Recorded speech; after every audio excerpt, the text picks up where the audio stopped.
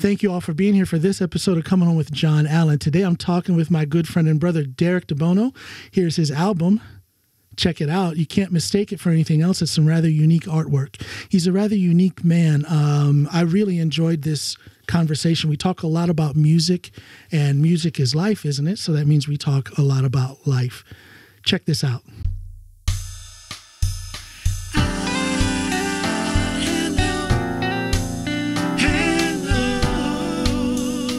This is the Coming Home Podcast with John Allen.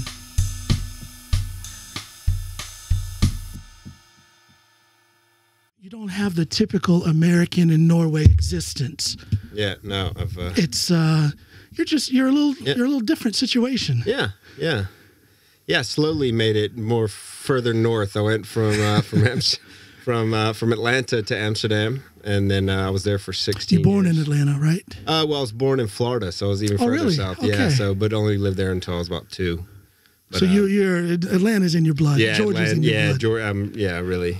Which brings us to the name of your album. Yes. Do you say do you say GA? No, I say Songs in Georgia. But you just shorten it to GA. Yeah, because that's the abbreviation for Georgia. Yeah, right. But I had a Norwegian say Songs in Ga. Songs in Ga. I was like, not quite, but I'll take, whatever.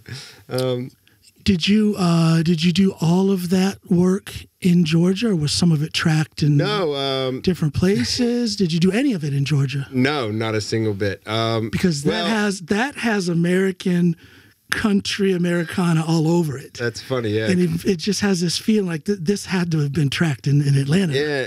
But no. No, funny enough, I call it Songs in Georgia because it's... So it started, but I'm a big Jackson Browne fan. Who isn't? Yes. I wouldn't say I'm a huge fan, but I'm a huge admirer of Jackson Browne. I love a songwriting great. Yeah, yes. And I heard him say on, I think his last album, somebody interviewed him, and he said, yeah, most of the songs are in G or A, I think, or because A. I thought of that. Okay. And that explains a few things. Okay, yeah, gotcha. And I was like, you can do that? So I was like, well, if he can do it, not that I'm anywhere near him, then I'm going to do it too. And because I'm a drummer, there you go. I don't know all the chord progressions off the top of my head, so I had tons of songs. Do you read music? Very slowly. Like most, I've learned to read. I took theory. I studied music in university, but more African hand percussion. Interesting. And like timpanis, which there's only a few notes. Right. So you just go, okay, this is the high one, this is the low one, boom, boom. And but you can the rudiments of music. Yeah, but I know how to read it slowly. And chord progressions and stuff. But gosh, I wish I would have stuck with that. I took a class when I was in college, and I ended up dropping it. It just didn't fit, and it's hard too. Well, I think from the very first day, I realized how behind I was. The class was full of people who were already there. They were already musicians, already doing it. And I was just trying to learn at that time, 18 years old and interested, whereas these people were 18, 19 years old and already in it, and they just needed to formalize it through a college course. Yeah.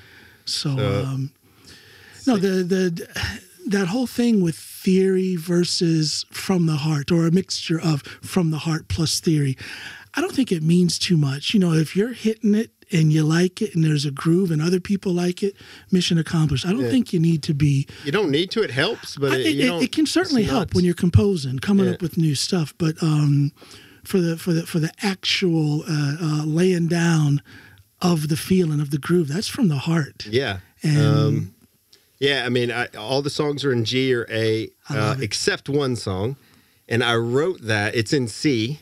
It's day 2 of 10 at Ramada Inn. And I actually wrote that song in Georgia while I was I went back when COVID, the world kind of opened up, and my dad. Because the album came out this year, correct? Yeah, 23. Took me a few years. There's a song called "40's Coming On Strong," so I'm about 3 years behind on 2 years behind on releasing the album. But so I wrote that song in C in a Ramada Inn. When they put me in there, I was coming back to Amsterdam. I flew over to Atlanta. My dad said we got like 6 gigs. Can you come over for a few weeks? So I went over, played some gigs with him. And then when I was getting on the plane to come back to Amsterdam, they said, you have COVID. Oh, gosh. And they said, you got to go into this hotel for 10 days. That's right, the isolation time and all that stuff. So that's where I wrote it, and I'm sure I'll get a phone call from Ramada Inn on that one. What are Ramada Inns like these days? Because I know I haven't seen a Ramada Inn in 20 years. Me either. And I thought, like, hey, that seems nice. Nope. It was the Ramada Inn that I remember. Yeah, it's probably worse. Rent the room by the hour and hope for the it best. was scary. They said I was the only person in the hotel for a while. They were like, "You're getting the treatment." But yeah, it was an experience. And then if you listen to that song, you can understand everything. It's a true story, maybe. I don't know if I can get in trouble from Ramada, but I have to say, true story. I have to say to everybody who's watching or listening, check out that album, Songs in GA. Thank you. Songs in Georgia, Songs in GA. It's a cool album. My favorite is Kudzo King. Thank you. I love best feedback there's a good story. There's a good story in there, man. Yeah, it's a true story, actually. Oh, is it? Yeah, yeah. Tell us. When I went back for a little tour years ago for 2 weeks, I rented a camper van, and just drove around the South doing gigs. Oh, and I wrote that from it was fun. Go home, rent a camper, and just drive. And just East Coast doesn't have as much beautiful campsites as West Coast. Not East even in Coast, Smoky Mountains, Blue Ridge. Come on, I was now. up there. I know, man. But you go to like these.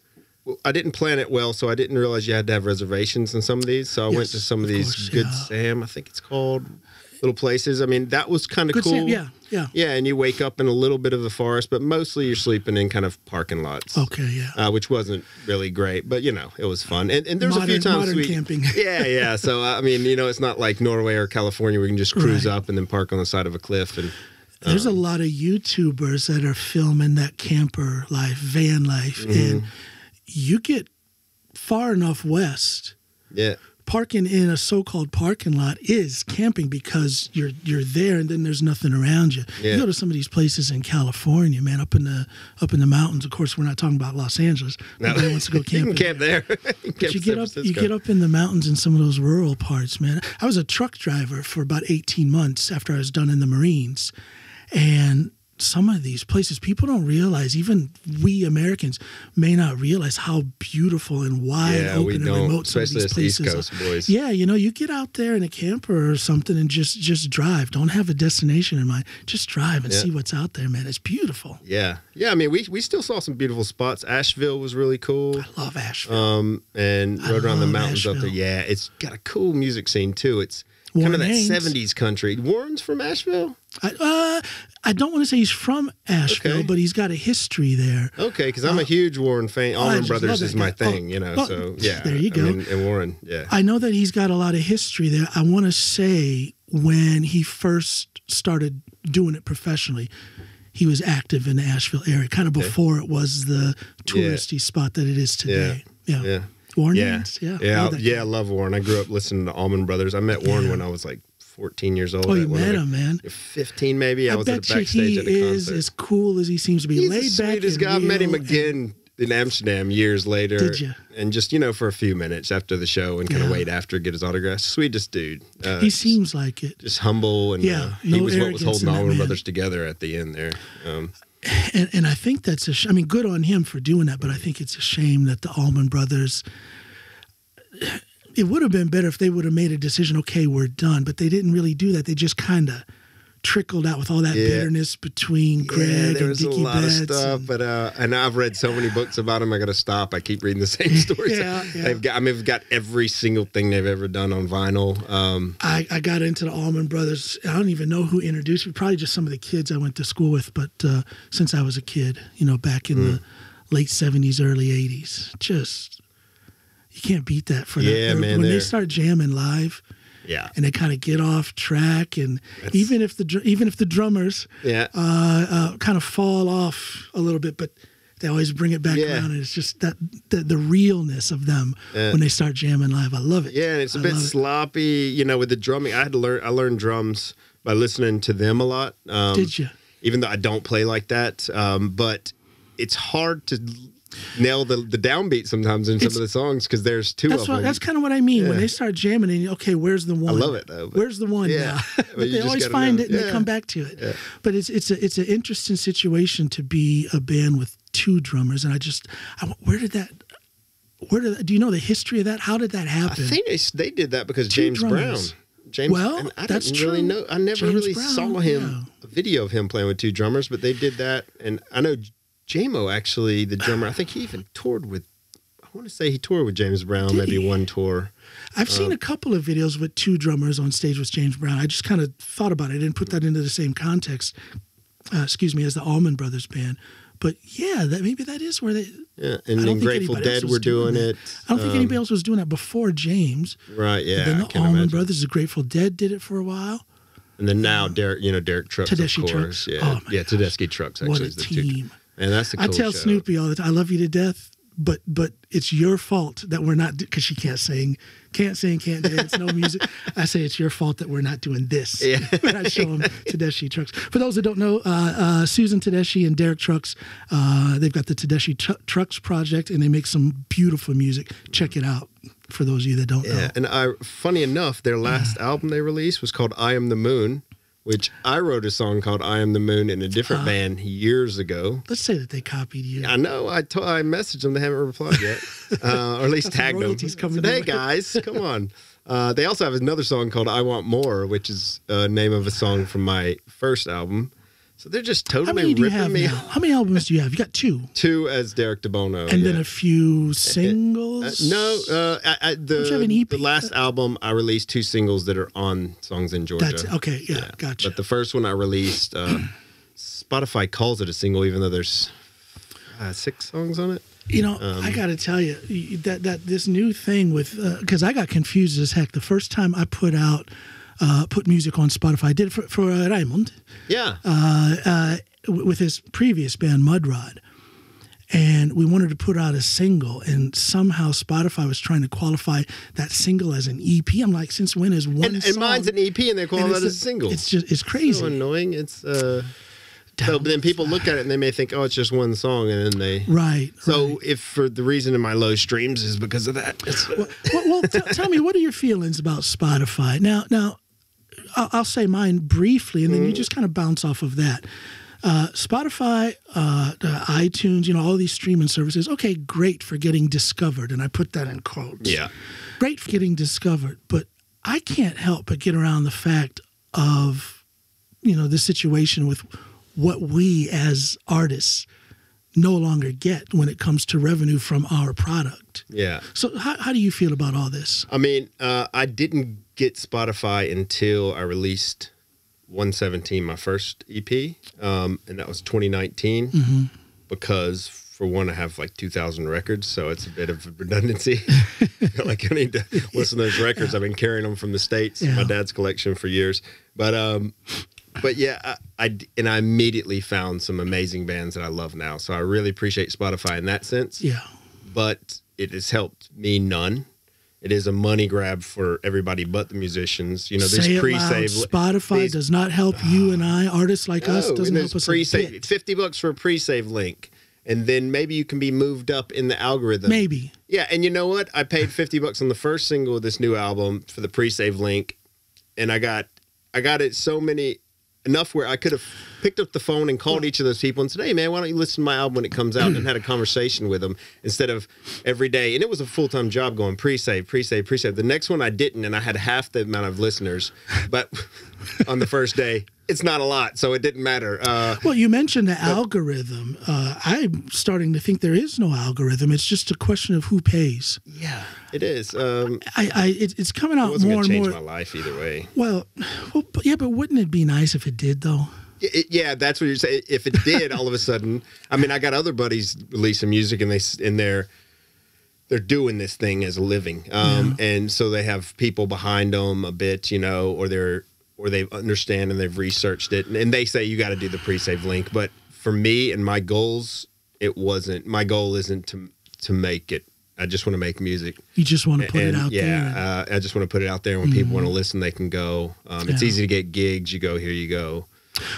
What do you like best, the gig or the recording? The gig. You like Easiest the gig? question I've ever been asked. Yeah. All day long. You saw me play here at your house. I wish I tried to talk Raymond into filming and actually recording that. Yeah. I had my new mixer, new mics, and so I wanted to mic you guys up and record. Yeah. And he just wasn't for it. It was our first gig too. I think maybe he didn't want it to be saved forever in case I it was tried to bad, convince him that that's because it's the first gig. That's why you want to record that. And I was proud of that. I loved it. And I think he was too great. as well. We just maybe didn't know what it was going to be like. And Ryman is Norwegian, so and they're a little bit more careful. Yeah. They're us Americans like, let's do it. Let's do it, man. Yeah, mic it up. Yeah. No, but that there are some people I've asked that question to, and they actually prefer the maybe not necessarily the recording, but the forming of the musical product. Yeah. The writing, the arrangement, and then the recording process. They actually prefer that. But I think that a lot of them have actually given up on the gig process because I don't know how things are back home, but here in Norway, it's kind of hard to find a place to play live. Yeah, it is. I've managed to. Well, I used to play like 3 to 5 nights a week in Amsterdam. And you're still pretty active, aren't you? Yeah, I'm still active for being a dad, and I'm playing just enough where I'm allowed to get out. Not allowed. My wife's cool, but she supports you. Oh, she supports me, and she's super happy that I go out. But she knows that I could easily start playing 4 nights a week, and that ain't gonna cut it. It's tricky with working full time and being a dad, and even if the baby's, that's why I'm happy I moved to Norway, because if I was sitting in Amsterdam and once the baby goes to sleep, I can go, hey, I can just go out and do a quick gig real quick or 2, and then be back by midnight and wake up at 6, and that's gonna make me old quick, So I don't mind this quietness. At the locations here, at the locales here in Drammen, what's the going rate for a gig at, say, if you're gonna collect at the door, what can a band or an artist pull in at Dickens, for example? I don't know exactly. I kind of I want to play, so I push my way into those gigs with guys because I play with a lot of professionals here, and that's their career. Like Thomas Björka and Robert Amundsen and Ken Thomas Johansson. And Ken Thomas Johansson, I got to say hello to him. I love that guy. I haven't seen him in years. I'm a huge fan. I love him to death. Yeah, me too. He really pushed. He got me into kind of meeting Raymond. Although that's a funny story about how I met him before I met him. But yeah. Ken Thomas is one of those guys that's out there he's been making a living off of this as long as I've known him. So that's going back to 2002, 2003. Yeah. And he's been consistent. I mean, this is his job. Yeah. So he's doing it, but he's a rarity here in Norway. Yeah. And as an unsigned artist. Yeah, yeah. The signed guys, they're in there, but to be unsigned and be as active as someone like Ken Thomas is very rare. Yeah, and Thomas Björka as well. He's playing. If I chat with him, hey, how's it going? Can you do these 6 gigs? And it's like in 5-day lot. He'll do 6 gigs, 7 gigs. Man, I wish I could, but most of his gigs are 2 hours away, and I can't do that. I did one a few weeks ago, and you're gone for the whole weekend. He must have a decent budget then. Yeah, I imagine so. I mean, a lot of the times, I guess you're making 2,000 to 4,000 Norwegian per man. Yeah. But like I said, a lot of these around town, I say, hey guys, bucks, I'm like, hey guys, I know that you can do the gig and make the money without me. So I don't want to take part of your cake, Are you one of those nice guys? Yeah. I mean, and I want to play, but I'm also, I don't know if we should say this, I'm like a crack dealer. So I'll give you that. I'll give you that first one for free. I'll give you that first one for free, and then after that, then I want. But isn't that kind of a touch and go thing to get your foot in the door? You seem to have done it. You play with a lot of different musicians. You're at some of the jam nights here locally. So is that how you met most of these people? Yeah. And then you take it from that meeting, that introductory phase, to playing a gig or 2 with them. Do you find it difficult to approach them when it comes to a more lasting musical relationship, or does that come easy? Because Norwegians are notorious for being not unfriendly, but difficult to get close with. I've heard, but I've maybe it's different in music. With that. And I think I've commented on your Facebook thing once, or maybe we were commenting on the expat page, and you said something about that, and I said just play music, and then it's a different environment, isn't it?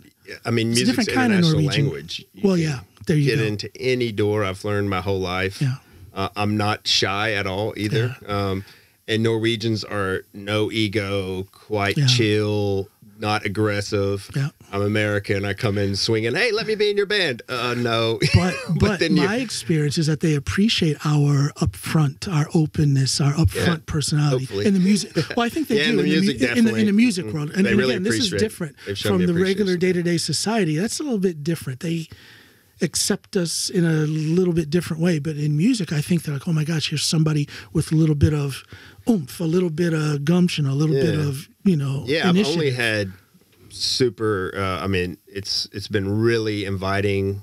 When I met Ken Thomas the first day, he knows my neighbor who kind of told me about him. And then I didn't know that he was going to be at a gig, and me and my dad showed up because my dad and my mom came for a month.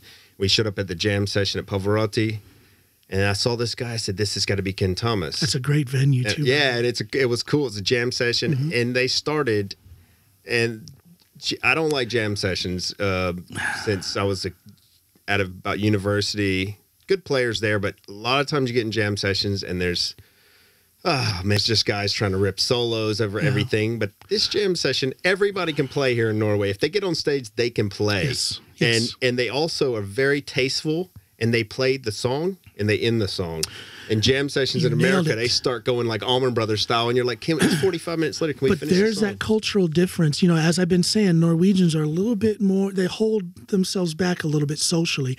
And I think even though the music environment is different than the regular social environment here in Norway, that reservedness is still present in the music world, and that does make for a better jam. It does, man. I mean, no ego. They just want to play and have some fun. They'll give you space, and if you're the new guy, you're the new face, they'll really give you space. They want you to cut loose a little bit. Yeah. And Ken Thomas looked at me and said, looked at my dad and said, we're going to take care of Derek here. And he has been my champion. God bless him. I love that guy. And I just said, okay, there was 5 drummers at this open mic, this jam session that night. And I said, oh no, man, this drummers and drum, and there's tons of them. And I said, oh crap, okay, I got a lot of competition here. Not competition, and they were good, and everybody was great, super nice guys, let you up. But I said, okay, I'm not going to end up being the drummer at the house drummer. But then I just needed to play that drum kit that I played here once in town, and I was like, I just got to play that because that drum set steals gigs. That's very unique. That's a unique setup, and you do it so well. Thank you. That little set. How do I describe that? It's Hobbit trap is what Russian. A Hobbit trap. Is this called a Hobbit trap? And I was like, yeah, that's exactly what it's called. Let me try and explain, or you explain. Tell people exactly how that little kit is set up because it's so unique. Yeah, I started building it one piece at a time. So I just bought a cajon. It's out of necessity. I was in Amsterdam. I found myself sitting on my kitchen floor trying to strap a conga to my back. And at one point when I started putting the strap around my throat, I said, what are you doing? Like, I'm going to be on a bicycle with the conga wrapped around my throat. And I would have probably done it if it would have worked. Because it's like, anything for the gig.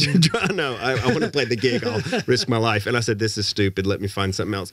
So I went to the store and I told the guy I needed drums that I could fit on the bike somehow. I said, you play cajon now. So I bought the cajon. Then I got the hugest part of that setup is the bass drum pedal. Yeah. It's a cajon bass drum pedal that goes backwards, and it's made for cajon. That really changes. It makes it a real drum set. Yeah. And then I added maracas in my shoe, which is kind of one of my similar. I was going to say that bass drum pedal is kind of the only real noticeable traditional piece of drum kit. Yeah, and it changes everything, man. Yeah, it does. And then I've got tambourine on the other foot, and then add a crash cymbal with some rivets, and then I bought a little drum set from a kid. But it's those rivets that kind of make it to something unique. It's not a regular it kind of you guys have buys to you see some time. And hear this. Yeah, it buys you time. I wish we would have recorded that. I know we got a few videos, but they're kind of half songs and stuff. But I wanted to test these mics out, though. Yeah, doggone it. We'll have to do that. It's Raymond's fault. Exactly. So yeah, and then I just kept adding more pieces, then cowbell and woodblock, and then clickers on the side so I can do rim shots. And you had that little the bike bell. The bike bell on the side. First time I used it in Amsterdam, nobody even reacted, and I went, "What?" And I realized we're sitting by the door. So they probably thought it was bicycles riding by. And I went, man, this is genius, guys. Come on. And then when it played in other places, then people would just laugh when you know that no bike just drove by. And like, what is that? So you haven't had any problem whatsoever. Your uniqueness as an American, plus being a talented drummer, has opened doors for you here in Norway when it comes to your music thing. What is your ultimate goal here? Make babies. Just kidding. Got another one on the way? Yes. Got one, right? Yeah, and one on the way. One girl, born on tax day, April 15th. And then the little boy is due on Valentine's Day. So, yeah. Take care of no more dates. Valentine's Day dates, which is fine with me. So no, I and as I said before, I make music. I want to make music, not make it. You know. But why not? Why would you? Why don't you want to make it? I don't like sleeping on couches, man.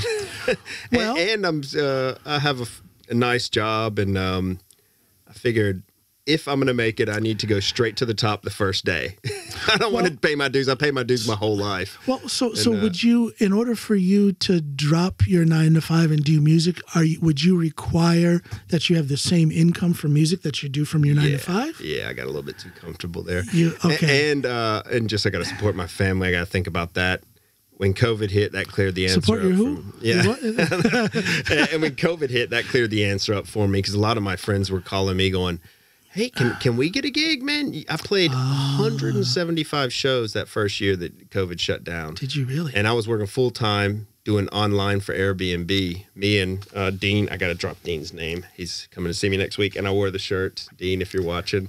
So, yeah, he's part of, he is Shaggy Gray's. We do all his songs. Mm-hmm. I'm the drummer. We started as a duo and build on players from there. And we did, Airbnb called us. We were doing Airbnb events in Amsterdam, like hidden houseboat concerts. So when you go on to okay, because I was going to say, what's an Airbnb event? Yes, but it's just it's their website, and you go on there and you find like what to do in town. Okay. There's like events, and then we used to sell out. We could sell out every show, like Thursday, Friday, Saturday, Sunday. Basically, events sponsored by Airbnb for Airbnb constituents or users. Yeah, sell through their, and we also sold locally, I think, on some, but mostly it was sold to. So we were on. Our crowd was on tour, and we got to sleep in our beds at home, at night. And man, and I've had other friends who, played Paradiso in Amsterdam sleep on my couch, and they're playing big shows, and I'm like, how do you like it? Is it the dream? And he said, well, I'm sleeping on your couch, so that's your answer. So there you go. So, I don't want to. I love my life. I want to travel. I want to, make a living and play music, and I get to do all those. But I don't have to sleep on couches. I'm too old for that. And, that is definitely a thing of youth. Yeah. We, I'm about 10 years older than you. And as much as I love music, you got to balance life. Mm-hmm. Yeah. And I love music. I could play for no one, as I did a few weeks ago. Drove all the way to Ål, and we played for nobody in the tent. That's a long way to drive. It was a long way to drive. But we stayed in a cabin an hour away. But drive there. I got to play with the guitar player for my album, David Rick. He came into town, and we played with Thomas Björka Band. Great guitarist, by the way. Tasteful, smoking, tasteful, smoking. Really amazing guitarist and good friend. So he came and Thomas Björka does like country covers and stuff. And he had a blast. But, there were people at the bar, but they wouldn't come outside because it was a tent. Okay. They would come outside, like 20 of them dance, and then just go back inside. So we were just like, we drove here to play for nobody. It was funny. Sorry, Thomas. We were laughing about it then. He felt so bad. But I was like, I don't care, man. I really, I want to play music, whether it's for 2 people or 2,000. Yeah. And imagine Ken Thomas, and he might chuckle at this. He doesn't know how many people are out there. Yeah, right. There's 2,000 or for those that don't know Ken Thomas, he is he's not 100% blind, but he's just about blind. Yeah. So he can't see. But yeah. So I've often thought about that. Like, do blind players, do they know that how many people are out there, and do they get nervous? I saw an interview with Stevie Wonder. And he said, even though he can't see the crowd, he feels them, and that makes him nervous. Yeah, really, yeah. After all these years, but after a certain point, you can only feel a certain 100 people. I don't think you feel like tens of thousands. Maybe you can. I've never been there, so I don't know. But I would think there's something to that thing where they say that when you lose one of your senses, especially sight, everything else is enhanced. Mm-hmm. So I would imagine Stevie Wonder hears a crowd of 15,000 people differently than you and I. Yeah. I would imagine he hears at a more of a detailed level. But he wasn't talking just about what he hears. He actually said he feels them. And the interviewer was like, well, what do you mean by that? He says, I don't know, but I can feel them. Yeah. I get it. Yeah. I get it. I mean, I closed my eyes half the gig. That's when we were playing with Robert, me and Ken Thomas and Lars at Picasso a month ago or so. And we were laughing because Ken Thomas is, when it's dark, he can't see. And I got my eyes closed the whole time. And they were like, guys, we're trying to tell you to stop the song. And we're over there just jamming. And me and him are like a little team. He's on bass, I'm on drums. And we're just laughing. And we're not paying attention anyway to the crowd. But I really only see past, like up to the front of the stage, maybe the first row, no matter what kind of gigs I've ever played. I don't really pay attention to that. I look over the crowd if I'm worried about getting nervous. But I don't get nervous on drums anyway. But even though it makes me nervous to be in front of a crowd, whether it's for music, which I haven't done in years, it's been so long since I performed live out there, but doing stand-up comedy or public speaking. You did stand-up comedy? Oh, yeah. And I haven't done it in a while. Yeah. You see me supporting my arm here. I think I told you about my shoulder. So I'm in so much pain all the time I can't focus to do my routine up there, but I'm going to go back to it. My last time on stage was in 2021 when they opened up things for a little bit after COVID hit. I went out and did some stuff. But I've been active in stand-up comedy, but my thing is actually be in touch with the crowd, even though they scare the living daylights out of me. Yeah. I found that being very much aware of who's out in that crowd and trying to focus on one person at a time, sing to that lady sitting there. Of course, I'm going to move on, otherwise I get kind of weird. I hate when they but make that eye contact for a minute, sing that line to that one person, or say that one joke, or pull that one person into the stand-up routine or something, and then it makes that crowd out there less fearsome. Yeah. To me. Yeah, I always because if I try to drop a joke right when I get on stage. If I'm playing, I only get nervous maybe playing acoustic and singing because I'm not confident about my singing. Come on! I'm worried about that first note. Once I get it, I'm in there. You got a great voice, man. Oh, thank you. Well, auto-tune's a hell of a. Just kidding. My engineer's like, you're not kidding. I just got Logic pulled up. I used to run Cubase and Logic, and everyone's telling me, oh, the auto-tune is so easy on Logic. I'm like, I don't really care. Yeah, it's gonna kill. At one point, I spent too much money on the album. I'm like, we got to fix a few notes. I don't think there's a problem with doing that, but this noticeable warping of the human voice. Well, my engineer wouldn't allow that either. He's like, nope, you got to redo it 20 times until you. If I have to do 20 takes, that's what I want to do. Yeah. Maybe I'm old school. Maybe I'm dating myself. I'll just tell you, I'm 54 years old, and I just don't believe in doing that crazy auto-tune thing. I learned how to sing in church. I learned that. So why would I want to put that aside and let an algorithm? See, I went to Catholic church. You can't learn to sing there because it's all like this. No, this was a cappella singing in the Church of Christ. If you're familiar with that, it's all a cappella. Okay. So we learned. I was 4, 5, 6 years old, and I knew how to harmonize. I knew how to sing in harmony. Why would I want to let an algorithm on some DAW do the singing for me? To each his or her own. But my goodness, I think it's a sad thing that's just one of the elements of modern music that just it's a little sad to me. I saw an interview clip. I want to say it was Aretha. It wasn't. It was one of those types of singers that's just unbelievable. And they asked her about auto-tuning. She said, that's killing everything. It is. When you win that studio and when that red light comes on, and that's why I hate the studios, because I'm always the guy in there paying for it, or I'm on somebody else's time, and I'm like, I got to hit these, hit this. Yeah. But and I just hate that, and I can't just be free. But they were like, you had to know your notes, you had to hit your notes because you're doing a live. You got the symphony over there and doing these soul songs and stuff. You had to know how to play it. That's somebody's And money. Nowadays you go like, I'll figure it out in the studio. No. They didn't do that back then, which is cool. I love the old stuff. I try to raise my kids right. They're 18 and almost 16 years old, so they're very much in tune with modern music.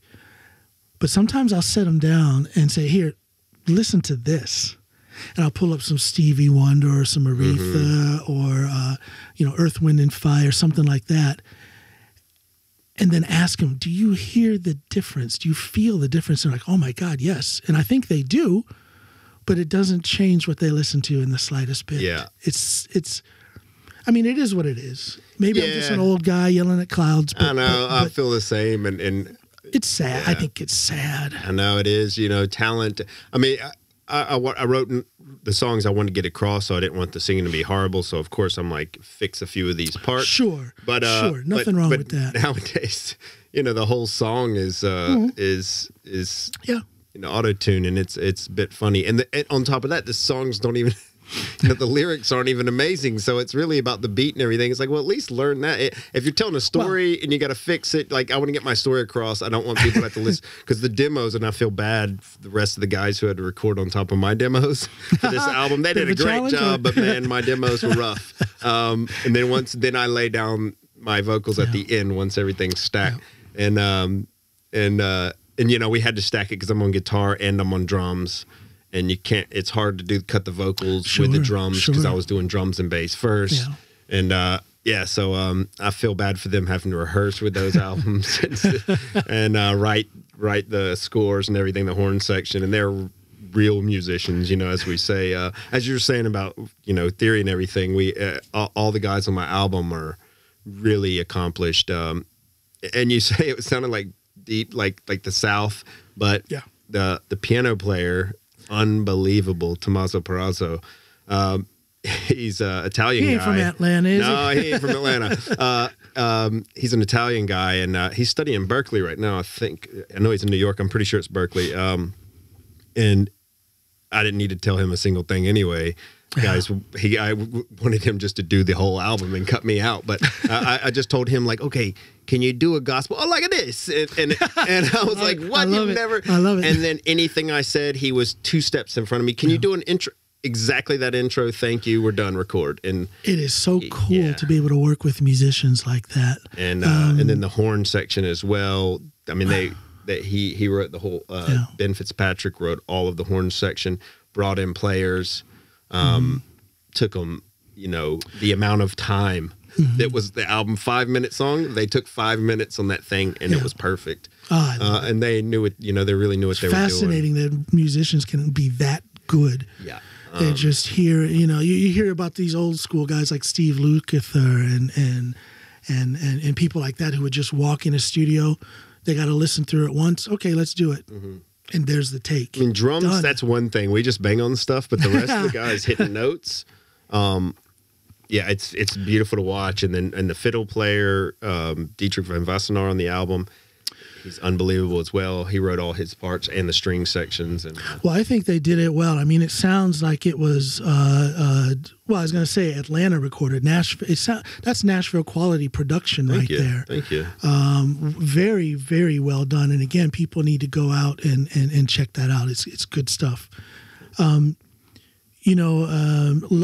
Hofreger, who was sitting here, the little guy with the white hair, one of Norway's best keyboardists. He's ever. Unbelievable, man. I get chills even thinking about one of those tracks he showed me. Oh yeah, have you? Yeah, he took me down outside, like before in between bands, and he was like, "Hey, man, check this out." What did he play? Which ones?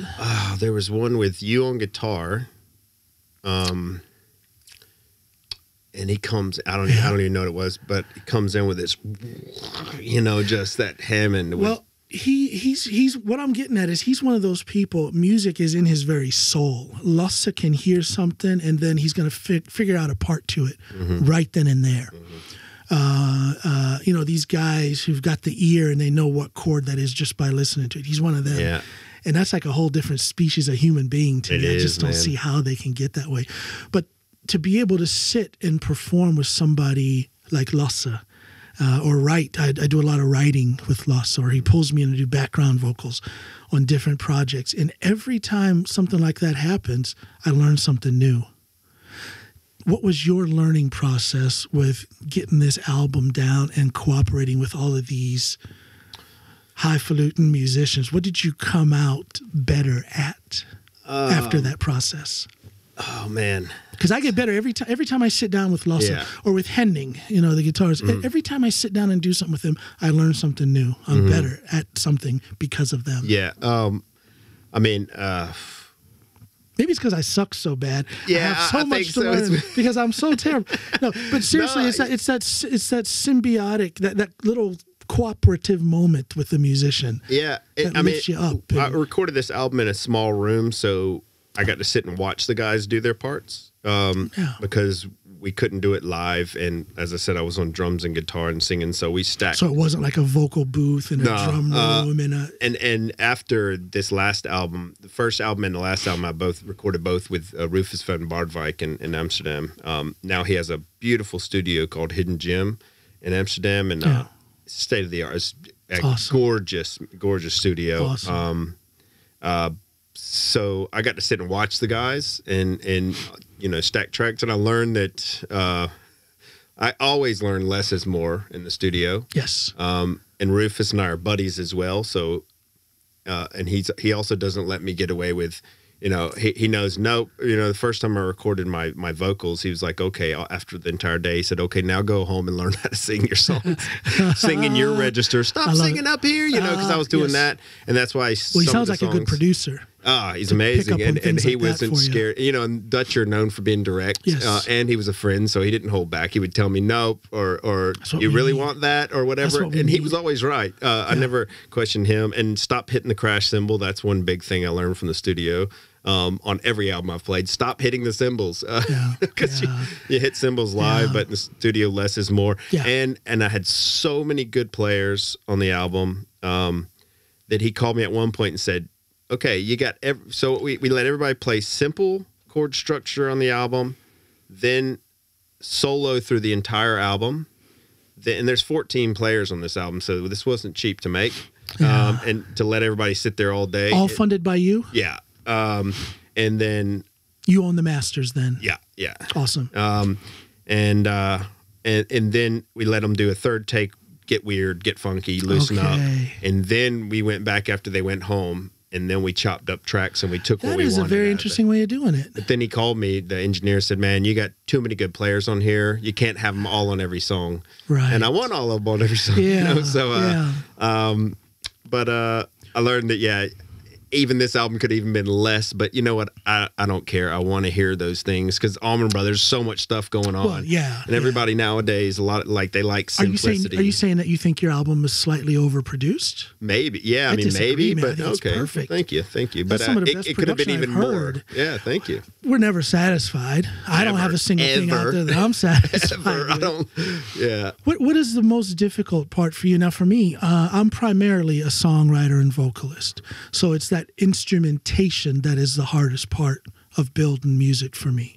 The lyrical part, you need something written, come to me, I have it done that afternoon. That's how easy lyrical writing is for me. What is your process? What part of your process is most difficult? We definitely the recording. I can sit down and I feel like if I sit down and write a song, I write songs over years, one-liners here and there, 2 verses, or entire song in 3 minutes. So you didn't sit down to write this album. You put this album together from old ideas? Yes, some songs are few years old. Okay. Most of them have been written in the last, let's say, 5 years. It took me. Okay. COVID hit during the middle. There was recording this album. The Ukrainian war also slowed down the album a bit because he was going to master it in the new studio, but then the people who were building the studio were Ukrainians. They had to go home. That cost us about a year. I'm not complaining. There's much bigger problems in the world. I just you just be patient. So a lot of stuff slowed this down. So it did take about, I would say, I was already 40 when I was recording 40s Coming On Strong. I wrote that when I was 39. This man walked into a new decade during the recording process. Exactly. But I can write, like you, I can write songs. If I sit down, I can knock them out. Yeah. And I've got one-liners, and I love writing. So do I. I don't write enough, but even like writing papers in school, I was always good at that. Now that I was not good at. I really I enjoyed that. If I could get out of writing, and I did get out of writing some papers, I would do it because I just couldn't. That whole. I always tell people I'm gonna have to manage with the smarts that I have because I will never go back to school to learn something. Oh yeah, I can't learn anything anymore. I just can't. It's so hard to learn stuff. Trust me, my wife will agree. She every day has to tell me to. No, but yeah, writing I love, and then once I get. I only write hits. I only write it's good songs. But I really enjoy that. The Norwegian, the VG liste, top 10. Exactly. Every song. So yeah, and then acoustic's fine. I love playing rhythm. Chord structures are a bit tricky for me sometimes. I mean, that's why a lot of songs in G, C, and D, I throw E minor in there. Yeah. And it's tricky if we're playing my entire album straight live because the guy's like, oh, nope. I'm like, that's the other song where that goes. But then if you realize, my dad told me once, like, you don't have to do drum solos over anything. I'm not a very drum solo-y kind of guy. I'm more groove. Okay, He said, listen to the radio and tell me there's one drum lick you can't do. Depends which station you're listening to. I'm not a heavy metal or anything. But like I can play every, My Girl and all the soul stuff. There's not riffs that are insane. So just play the groove. So, instrumentation I enjoy. Maybe I got off track there, but yeah, I would. Recording is the hardest part. So I don't like when the red light comes on. You don't have much of or what aspect of the recording process? Is it the fear of not getting your part right, or is it the technical side of it, the engineering side of it? No, that's Rufus is amazing. He handles that. I sit next to him a lot of the time when we cut up tracks and we decide which one's the best. It's me. I have no doubts on a single person that in my band, or my friends that are recording. So you get stressy about getting your part right. My part's the only part I'll worry about. Yeah. The other guys, I don't even need to tell them. They come, they're prepared. Right. Real pros. Yeah. Bram van Langen is the bass player, and he did the finger picking parts on one of the songs because he's a beast just on acoustic. What is that with bassist? Ken Thomas is an amazing acoustic guitar player. Cool, they call it the claw or something the first time I met him, but he's got a cool finger picking. Yeah. I'm not a finger picking guy, but I can do some cool rhythms, which also don't That's work the drummer well. in you. Yeah, exactly. I play just drums on guitar. I mean, I started on guitar, but then That's what Dave Grohl does. Yeah, exactly. Plays drums on guitar. So I quickly went to drums after I played guitar as a kid, which is great because I learned guitar and then played behind my dad, so I learned what Any not to do. classes or self-taught? No, my dad taught me on guitar. Okay, yeah. And then I grew up in a music store selling drums and guitars. So you sit there and you rip everybody off that comes to the music store. You just watch them. He's one of them. Yeah, exactly. I'll steal your riffs. No, but what a cool life the musicians you must have met. Oh, I could go on for days. Yeah, I bet you about can. the people I've met. And so I rarely get starstruck. I mean, right now I'm starstruck. Oh, come on now. I've cooked for Googled you. I've cooked for you. We're brothers now. I made a hamburger for you, all right? I think I had two. Like I said, though, I mean, I really feel like I wasted time because I was around such good players that I could really be a smoking guitar player right now. My dad's a great guitar player. He's on the album as well. Is he? Yeah. He's on one song on each album. He's on the cover as well. Oh, I brought I think I set it out there. I hope I have my book bag somewhere. But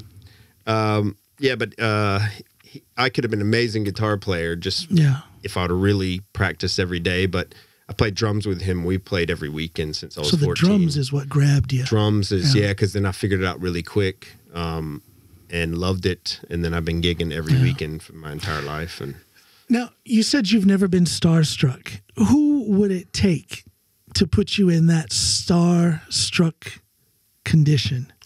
If someone walked through my door right there. Oh, I think if anybody walked through the door right now, I would. Who would? I mean, who would make you babble and stutter a little bit? Maybe sweat, little droplet of sweat running down. Who could do that? Who in the music? It's still alive right now. Still alive. Still alive. I don't know. Nobody. I mean, I'm sure there is. I just Do you have a heart? Is Yeah, it I know. beating? Is it? I don't know. I mean, maybe like Jeff Tweedy from Wilco or something. Okay. Yeah. I'm a big Wilco fan. Yeah. They're losing me on some of their recent albums. Get a little bit soft, but then I read his book and I'm back, and I can't not buy the albums. Yeah, I mean, it's tough because I mean, when I grew up in the music store, we go to the NAMM shows. Oh, and everybody's there.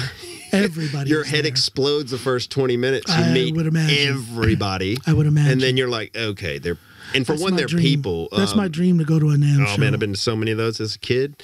But you're right; they are just people. They're just people. And I met Eddie Kramer. Very starstruck. I mean, this dude engineered Jimi Hendrix. This dude engineered Woodstock, the live gig. This guy produced Kiss. And it's like, that's Eddie. And I got to talk, I got to stand beside him, and he was focused on me and my music for 15 minutes. Yeah. I'll never forget it. And that was my first time being around somebody of that legendary caliber. And my jaw was on the floor when I first saw him. Let me just give a little history, and I've said it before on the show, but just to fill you in. I was playing with my band Loyal Oak. This was back in 2004 or 5, something like that. We were in a song contest, and it was in conjunction with a Norwegian metal band called Hangface. I don't even know if that's a good name. Oh, it's a cool name. A great band. I've had Hangface a few times when I woke up. and I'm not that into metal, but these guys are good. They're talented. So it was in conjunction with the release of their debut album, which was produced by Eddie Kramer. Eddie Kramer he discovered them. So there's a song contest, and the winner was going to get to open for them at the release party. And almost as a joke, because this is metal music, and I was still am into the soul, funk, rock, R&B type of thing. And I submitted a song that I had written, which was very funky. So it was the furthest thing from metal that it could possibly be.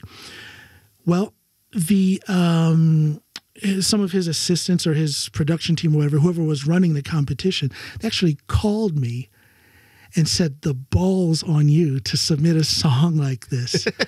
And they said, of course, and we had a good laugh about it. They saw the humor in it. And they said, of course, you're not going to win the song competition. However, because we like this, after the show, there's going to be an after party. This was down in Lillesand, which is right outside of Kristiansand down south.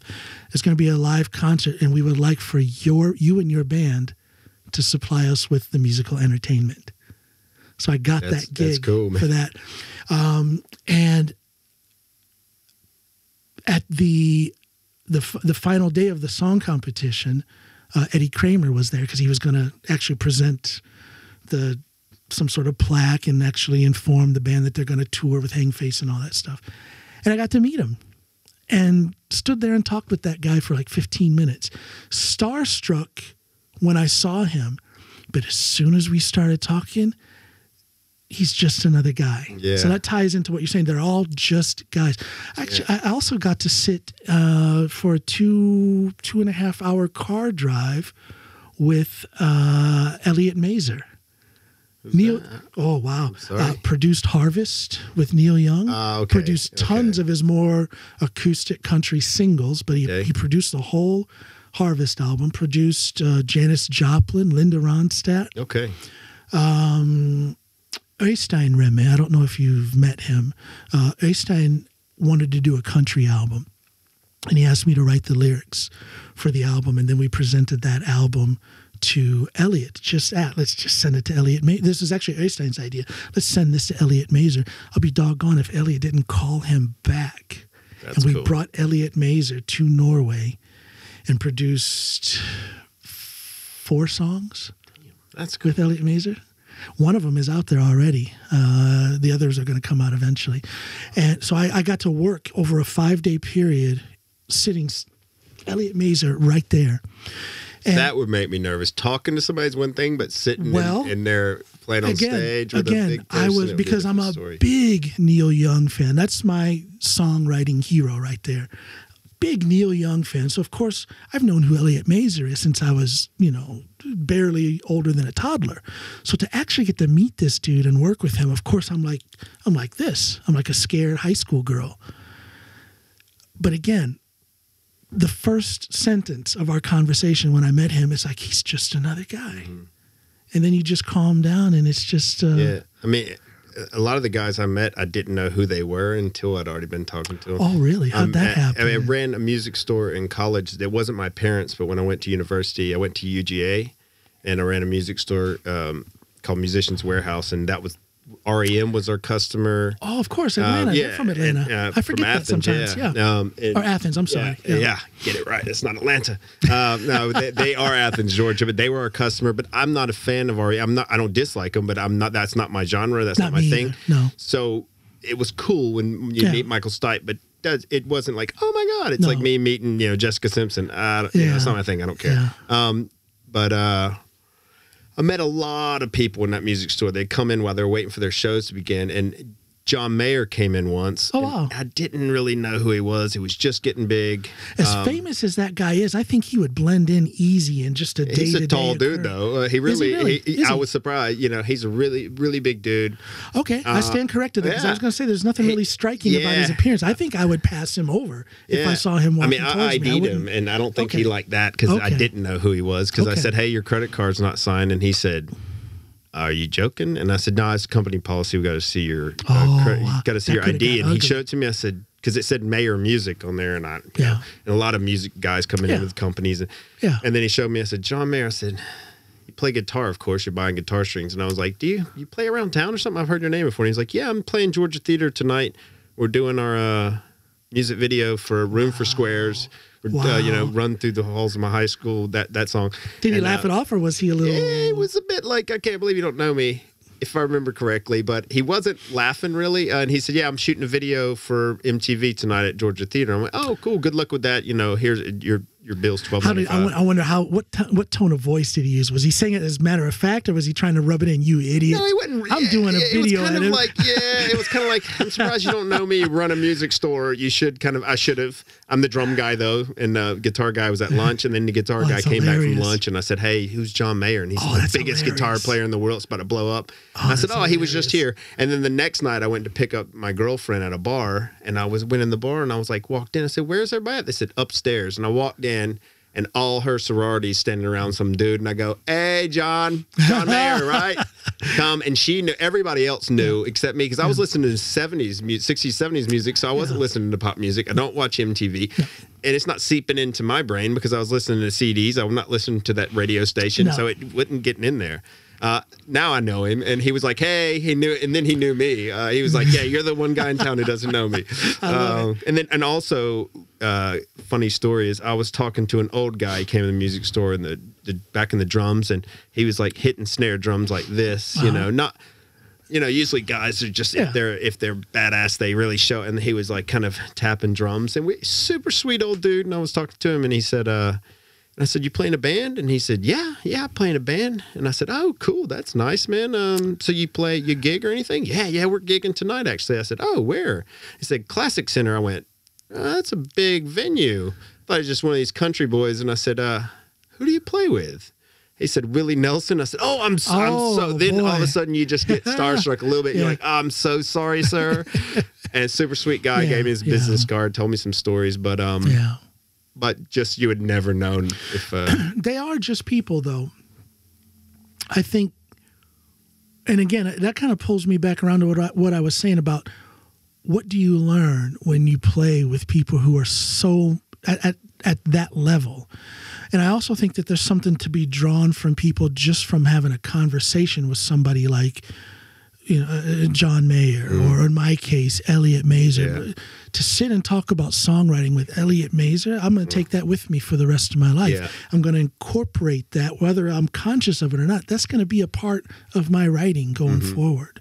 Yeah. You know what I mean? Yeah, absolutely. And I do think that you're in a position where you're probably learning a lot or maybe if not learning a lot, maybe reinforcing your perspective as a musician because you're out there among so many different musicians, all of high caliber. Yeah. Am I right? Yeah. There's something out there to learn from. There's something out there to reinforce. And a lot of stuff I learned from my dad. I mean, I grew up playing in honky-tonks when I was 13, 14, all the way up. In a band always. with your with band. my father and all his buddies. And a lot of You've times mentioned him a lot so far in this conversation. I me and him are best friends. And we played a lot. And he taught me so much playing music. Yeah. You know, you're back there playing drums, but play the song. Like, play the song. It's not here for you or him or whatever. Yeah. You know, you get your solo. Not me. I'm drums. I hate doing drum solos. I like watching them. But, you know, it's about the song. It's not about one guy in the band. Unless you're Elvis Presley, and still, you know, the guys back there got their band. You got to make the band sound good. Sure, it's not, you know. So I learned that a lot, and playing with different accomplished players every weekend. We would meet the bass player and meet the keyboard player usually an hour before the gig, because there's so many players that were just like, "Hey, you playing tonight? I got a gig this weekend." That puts a demand on your capabilities. Yeah, and you come in and it'll humble you quick if you think you're good. You turn around and you got a solid bass player turns around and gives you that look like, "What are you doing?" Or tighten up. And also the 45-minute ride home with your dad it gets quiet if you're screwing around on stage. He'll look back at you like, "What are you doing back there?" You know, tighten up. Me loving the kind of music, and I love all kinds of music, but again, I'm grounded in that soul R&B. 70s era type of thing. And to me, there's nothing worse than a bass player and drummer who are not in sync. Yeah. People have to understand how important that is, that those two gel. Because if those two aren't together, it doesn't matter what everyone else is doing. You mean the best guitar player in the world with a shitty bass player and drummer? It doesn't work. It just doesn't work. Horrible. Do you feel that 100%. stress? Do you feel that responsibility? Yeah, but my right foot and his thumb, we gotta connect, and and you can really get away with. I've done my whole life is being just a groove drummer. Yeah, you can take every gig that way. Everybody's not going to hire the drummer who's super technical and he's all over the place if he can't groove with a bass player. But if you can just groove with that bass player, you can get 90% of the gigs because the bass player loves you and you lock in with him. And you can just be solid, and especially my little drum kit, I can't go crazy on that thing. I've only got a few little funny sounds here and there. But you and Ronnie that night here on my porch up there, you guys, for that being you guys' first gig here at my place, you guys were solid. Thank you. And he's a solid player, and he's a great musician overall. He's a great musician. I love the way he can float between the Americana type of thing that you guys are doing in Elderwoods over to rock, which I've heard him do, and then of course over to the traditional Latin stuff from he's from Brazil. I want to hear more of him. I've only heard him in Elderwoods. Is pretty amazing. I got to play with him once. This was a long time ago, and what I didn't make it to the final track. It was for a Mud Rod song, and I was playing bass, and Ronnie was on the drums, and there were a couple times, and this was in a studio out in Mjøndalen. And a couple of times in between takes, he and I would just kind of pull back and do some jazzy little stuff. And the dude is solid. Yeah. He's versatile. Yeah, very. And solid in every genre. And I heard he's a great background singer. I've only heard him a little bit hitting some notes on, but he's super humble as well, and he's super just chill. He's so sweet. He holds the band together when we don't know where we're going. You look and he'll go, and I love it. We had to play behind somebody the first time I played with Elderwoods. We weren't Elderwoods, but it was us three backing up a girl named Crystal at Union Scene. I need to meet her. I've heard so much from it. I'm on about her. I'd love to meet her. Yeah. And then we practiced those songs Crystal, if you need a lyricist, give me a holler. And we had to learn her songs on the fly. And no matter how many times we practice, I'm like, we'll get up there, we'll be fine. And Ronnie was the one who would go, okay, remember this is coming up. I mean, he remembered all the songs. Musician, he internalized. And he packages that in such a calm, quiet thing, but he's got so much knowledge in him. Yeah. So I love that guy. Yeah. I love him to death. Give me two or three drummers and two or three bassists that you think are, and they don't have to be in the same band. Okay. 2 or 3 drummers. Let me see. It's always a hard one. I would have to say Butch Trucks from the Allman Brothers. That's who I grew up listening to. I can't remember a single drummer now. I'm good. It's a funny one, but I learned so much, and nobody knows him. Of course, my dad's old drummer, Jerry Loden, God bless him, he's no longer with us. Learned a lot from that guy. So he's not famous, but man, he was a great bar drummer. And any fancy guys? Anything like a John Blackwell, Neil Peart? I mean, everybody tried to get me into Dave Neil Weckl. Peart. Any of those guys? Weckel's awesome. I listened to a lot of him. Kenny Arnoff, solid drummer. Okay. Crazy dude. I hung out with him one night in Athens. He's friends with the music store, my old boss at the music store, so we hung out. Garibaldi, which I don't even want to get, Tower of Power. Oh, of course, yeah. And there's just too so you find drummers. something to pull from different players still in different genres. licks, but I love my wife's an artist, so she's quite visual, and her Instagram is completely silent. Painting artist? No, more like photography, and she works at the Kunst Center here, next to Union Scene. Oh yeah, okay. Culture School. The actual art gallery. The actual gallery. Cool. Can't say the Kunstversammling. Yeah, exactly. Something like that. Yeah. So it's funny because her Instagram is completely silent. When she scrolls, she hates mine because mine is. And she's like, "Oh, what is your problem?" So you guys are very different, and yet somehow there's a melding of the. Our Instagrams definitely are. She's like, "Will you turn your Instagram down?" And it is annoying if you're not a drummer. If you're a drummer, it's fun. But I watch all these stupid. I don't even know some of their names anymore. But I watch all of the Instagram drummers. There are some very stupid. There are some crazy. And I want to learn those licks, but I also have just much fun watching them. Yeah. Because that's not your style. You're in the pocket straight. And I'm too old to start becoming that. Carter Beauford. Do you think so? I can't. I wouldn't gonna sit down for 3 hours a day. You? Come on. Yeah, I would say. I don't know. My bones are hurting as I get older. It gets and I've been picking up that baby every day. Man, it's killing my and we can't forget how physical drumming is. Yeah, it is. I mean, I don't think I'll ever have the time, nor would if I have that much time. I need to learn Norwegian and actually sit down. I was going to ask you later on, how's your Norwegian coming along? It's Klein Beche, which is actually in Dutch. That's what you answer in Dutch all the time. Klein Beche. No, I don't. I don't know enough. I can count to 1 to 10, and I can name my animals. Well, and working from home on your 9 to 5 and being in the music environment, it's not a necessity. Yeah, it's. But do you feel at times a little guilty, out of place? Guilt, maybe? They say jokes, but I'm also a drummer, so half the time we don't know what they're always joking. And we're like, huh? What? No, but I do. And even me and Ronnie spoke about it, and he said, because he's Brazilian. And he said, it helps to learn because you get the jokes that they're saying. Yeah, you kind of feel a little more included. Just Raymond in general. always says jokes about me when we get on the stage, and everybody laughs, and I'm like, "What'd you say?" And he goes, "I'll tell you later. I'll tell you later."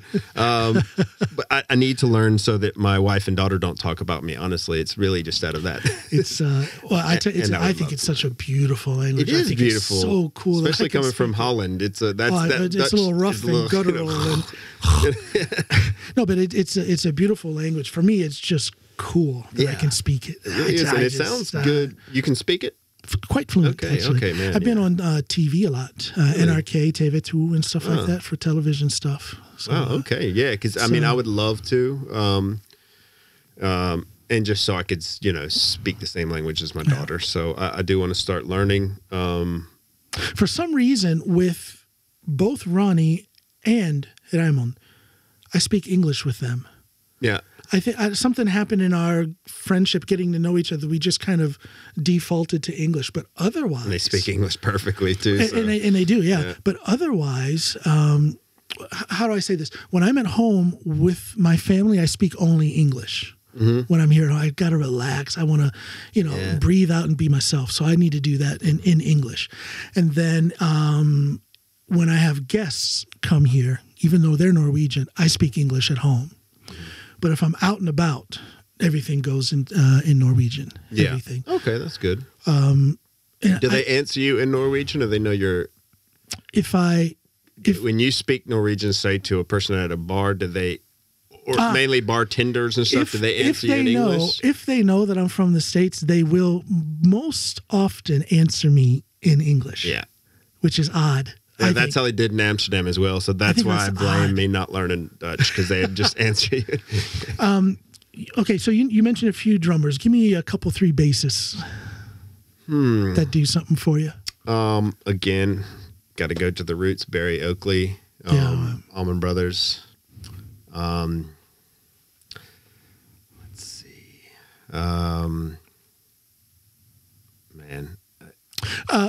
Pop bassist. Now I'm coming up with more drummers, but bassist. Is somebody like Geddy Lee Rush? Is he too busy for you? Too much for me. Victor Wooten. Yes. I love Wooten Brothers. I got to be his bass tech once. Did you? Super. How when cool he came is and did that? a clinic at the music store.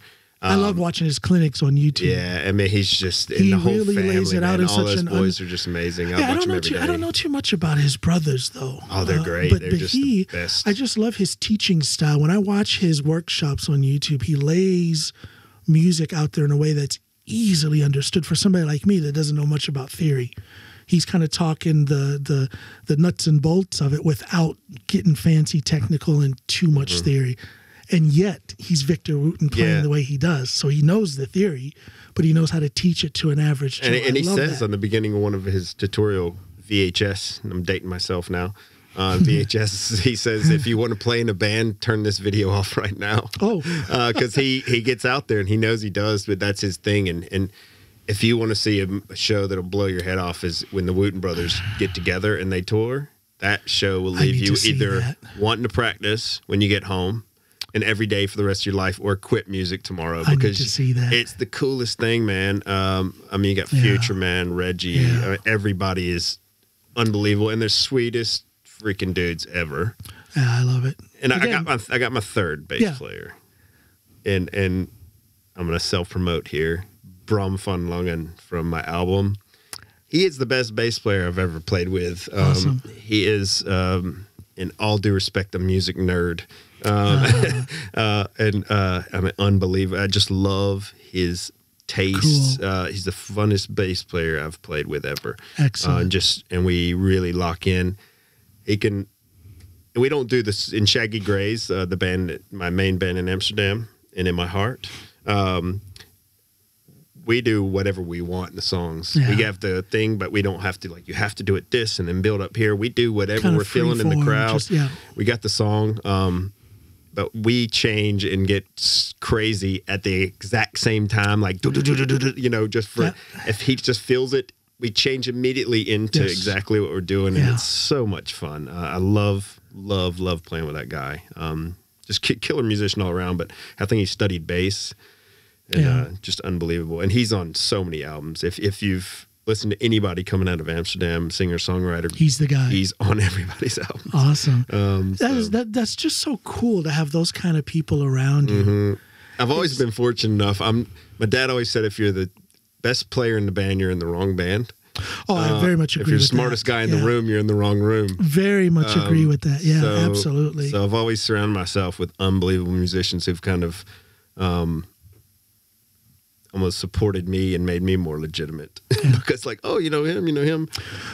Well, that's another thing that's so beautiful about. And again, we were talking about the difference between the mainstream Norwegian social society and the Norwegian musician society. That's two different things.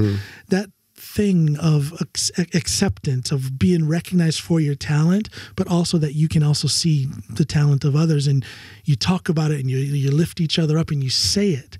Whereas in regular society, we're busy and we have our job and our family.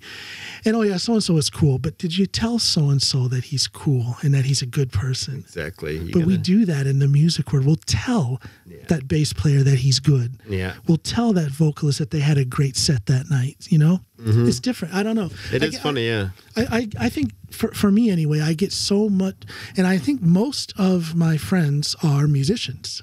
Yeah, definitely. And that just enriches my life. And I think that when we walk in these circle of friends, it's a blessing. We're lucky. We're fortunate. It's funny. I mean, you know, as a kid on a playground, you run up to somebody and you say, "Hey, you want to play with me?" And that's acceptable. And then you play and you're buddies. Yeah. And you never lose that if you're a musician. You can just see somebody. You want to play with me? Want to play with me? Yeah. And you know, and that's what I love. And I am guilty that all, like 90% of my friends were musicians because I love to talk about music, and I was so busy that I was playing so much that when I wasn't playing, I didn't want to hang out at a bar. I was always at a bar, and I kind of want to sit at home and be alone and quiet. So I wasn't. And I do have a few friends. And my buddy Brett moved to Amsterdam. It's a business colleague, but we're friends. And he moved, and I said when I first met him, you know, they're kind of a vendor of the company. And then I said, yeah, I'll show you around, but just so you know, man, we're probably not going to hang out. Like, I'm busy and I only really hang out with musicians. He said, I can carry gear. And I was like, you know what? I'm on a bicycle with a drum set. Can you and he was the best roadie I had. Thanks, Brett. I love it. and he really got into the scene as well. But he was one of the few that wasn't a musician that was hanging around. And it was funny because I was straight up with him. I said, look, like we're not hanging out a lot. I don't have time for non-musicians because I'm always busy playing. And I said that to a rapper in Amsterdam last time I was back, and he's having kids as well. And he said, maybe you need to hang out with, have you met people? And I said, I'm meeting some musicians. And he said, no, I mean like people. And he said like other fathers and stuff. I said, why in the hell would I do that? I don't want to go play dates. Like if a bass player as a kid. But like, I get that. He said, you have to have other friends and musicians. I said, no, I don't. Well, you do and you don't. I guess when I think about how the COVID times affected people, it seemed like people who aren't into any kind of art, you know, the people that just work a 9 to 5 and they have a family, or they don't have a family, but they're just doing the 9 to 5 thing. It seems like those are the people who suffered psychologically the most. Whereas my artists, my writer friends, my musicians, of course, some of them stressed because there were some gigs that, of course, you know, went right down the toilet. But they were fine psychologically. In fact, some of them, myself included, reached a creative high point during Corona. So it's a different mentality. I often wonder what people think about, because I always look, you know, I got a gig Friday, or I've got a gig in 2 weeks. Yeah. And that breaks up my life. Even that, it could be the same gig every 2 weeks, and I'm looking forward to that. But often, and me and my dad have kind of joked about this. I'm like, what do non-musicians look forward to? Yeah. I mean, obviously, but because we get to be non-musicians, but also musicians. Yeah. But, you know, I guess, you know, football players must think that about people too. But I don't want to go run around on the field and kick a ball either. You know, so, but I really can't understand not playing music.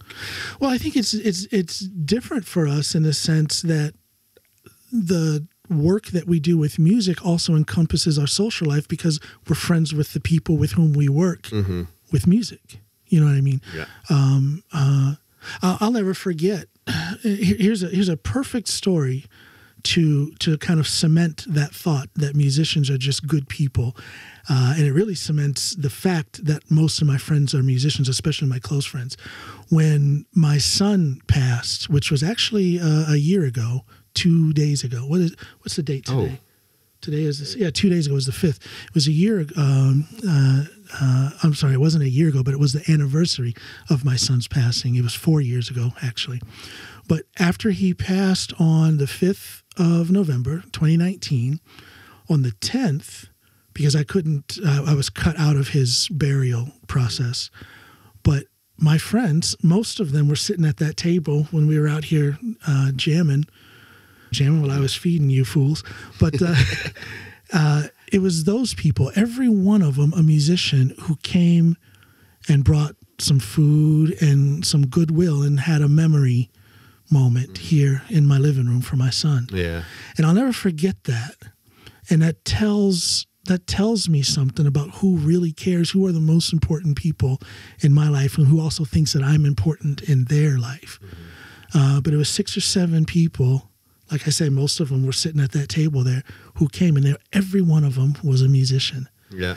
And I don't think you can have, I mean, of course you can have those kind of relationships if you're working in tech and you're sitting in a cubicle. You can have friends and cubicles beside you, but there's something different about, there's something more intimate when you're friends with a vocalist who gives his or her soul on that microphone. Especially if you've played together. That's a different, exactly. That's like when making you share love moments. almost. Well, and it is. It really is. When you it's share so moments intimate. like that, it's very intimate, and it cements a different social structure and a different friendship with those kind of people. I agree. It's beautiful. Yeah. It's beautiful. And I think, I mean, I guess a lot of hobbies are like that, but there's a lot of people that don't have hobbies, you know, that just work. Just go to the bars on the weekends. That's what they look forward to. And then you start all over. And, you know, I would, I people enjoy are people, and everybody wants something different. But I would have to have more dynamic to my life than that. And we get that with music, don't we? Yeah. I didn't mean to cut you off. But. Oh, no. And I just, I absolutely love playing large, small, whatever. Just, biggest venue you played at? Biggest or most people? biggest venues probably. That's right. You played for nobody before. Yeah, so. I've played a lot of big places and nobody there. Biggest venue probably Georgia. I don't even remember what it's like a dome or whatever. It's where the hockey they do hockey there. I don't know what it's called anymore. Georgia something. Opened up for Blind Boys of Alabama. Which is really cool. I got to sound check his drum set because they don't really come on stage until they come on stage because there's a lot of, you know, somebody's got to bring them up there. So the guy said, "You want to sound check his drum set?" And it was a huge arena, 10,000 seats. Yes. I think only about 2,500 people were there. And I've played Paradiso, Milkweg in Amsterdam. Those are the big places. Coolest gig I think I've ever played. Thomas Bjorka. You know him? Do you know him? I know who he is. I've never met him. I should invite him on the show, actually. He's great. Guy's very sweetest interesting. dude ever. I love him. I love his you know, Can I name drop you and I can contact him and invite him on the show? I told him I was coming now. He just messaged me about guitars in Amsterdam, like prices and stuff. And I said, I'm about to go to John Allen's to do the podcast. He said, okay, let me know when it's on. Awesome. Yeah, I'm sure he'd love it. And he's just the funnest dude. He says he doesn't speak English well. He speaks perfectly well, just modest. But he asked me I said, hey, I'm coming to my parents-in-law's cabin for Easter weekend up in like Nesbian. And he lives up there. Beautiful little town. Yeah, and he lives up there, and he's just a town next to it. And he said, "Oh, okay, I got 6 gigs." I said, "Okay, calm down. Like, can I pick?" And he will pick one. If you're gonna pick one, make it be this one. It's après ski, after ski.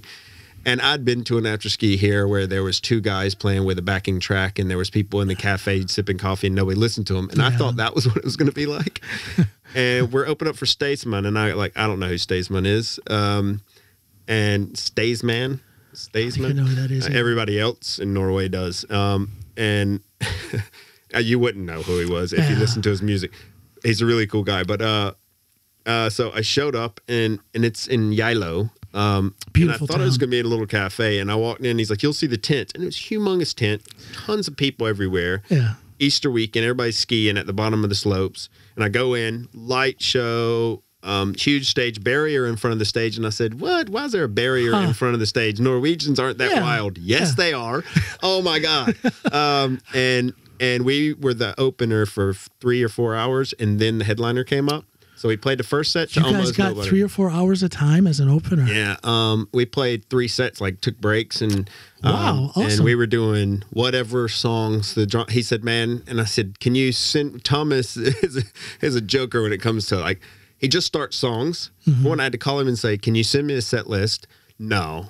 And I was like, well, just make a Spotify playlist of the songs so I can at least hear them, because there's got to be some Norwegian stuff in there that I don't know. Norwegian songs don't change the same. No, they don't. They don't.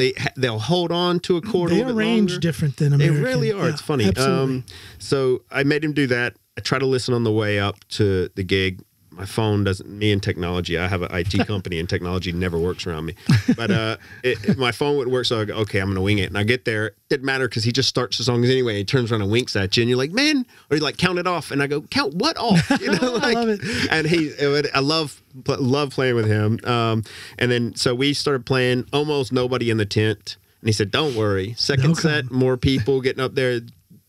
Third set, 2,000 people. Awesome. And the barrier got used. Like, I was sitting there watching, like, this girl's going to pass out over the barrier. And then, boom, she's out. And they drag her off, throw her out the back. That's rock and roll. And it was cool, man. And it was the funniest gig. And I brought a friend to help me with my gear. And at the end of the gig, Thomas like, hey, we got another gig tonight. He plays like twice on the weekends every night. And him and his wife and the bass player just said, he goes, all right, see you later. And he walks out the back of the tent. Yeah. And I'm there. My guy calls me like, can I help you with your gear? I'm like, you can't get here. These people are the drunkest people I've ever seen in my life. And I've been to Beer Fest and I've been to football games in university, and they were wild. And I had to literally, I said, don't come here. Well, you'll never be able to get through the crowd with my gear anyway. So I unzipped the tent, pushed my cajon and stuff out, and threw it over the fence, and then climbed on like doing those little rubber fence, at the little temporary, and climbed on the fence, and then dragged the stuff out, and then came in the front door, and they were like, ticket, please. I'm like, man, I got a cowboy hat on. Like, obviously, I'm not a skier. I wasn't skiing. And it was like, oh, yeah, I'm like the only person with a cowboy hat. Let me in free. That worked. He's like, all right, come in. You know, you're a cowboy. You're obviously not here. I was like, I was on drums. And he's like, okay, yeah, sure. But, you know, places like that, like Yailo, with the ski environment and all that stuff, there's a lot of money up there. Mm-hmm. People don't realize that. And every once in a while, you find some kind of surprisingly big gig that all of a sudden is set up in a place like that. And Staysman, he's like a party Norwegian stuff. I do not know who that is. Check him out. I mean, his songs are, he's highly successful. His songs are silly. I translated some moments like something about pizza, just the stupidest songs. But like we were even playing, like I let my parents-in-law watch some videos from my gig, and my mother-in-law was like, "That's a children's song y'all are playing," and everybody's singing along. And it was just like he was like, "Just do the good parts of the song." Sometimes I was like, "Isn't there a bridge here?" It's like doesn't matter. The people are so drunk, we could play the same songs over and over. They didn't mind. They just wanted to sing "Summer of '69" and stuff like that. But it was so much fun. I don't want to compare because I don't know anything about performing back in the States. I didn't do music until I came here. But one thing about the Norwegian crowds is that they can get very crazy, and they do drink a lot. I didn't realize they do, because my wife and her friends, they aren't like they maybe. I'm like feel like I'm the only guy drinking. Something happens though on when those we're at parties and have 2 beers. You know, something happens on those Friday, Saturday nights when there's music in a club or a pub or a stage somewhere. They go crazy. They do. There's a few places here too. Stand on stage and watch them, and it's. I feel like I'm back in the honky tonks again. You know, it's entertaining. I've had to. I played Dickens with Thomas. And he was like, they get drunk up here. And it was like the Elven Festival or whatever. Elven Festival. And and there was a guy who kept like buying me whiskey, which I don't like whiskey, but I do like free whiskey. So I was drinking it, but he kept like grabbing my cymbal because we were right there, and he kept like grabbing my cymbal. Olaf, you know who you are. And I've been playing those places, and for those people who are too drunk to be in places my whole life, that's where I started. So I know how to deal with him. I would just hit his hand with the brush, and then he would go back, and I'd hit his hand again, and it was all night, a little cat and mouse game we played. But there's some funny places where they just get hammered, But then you go to places like.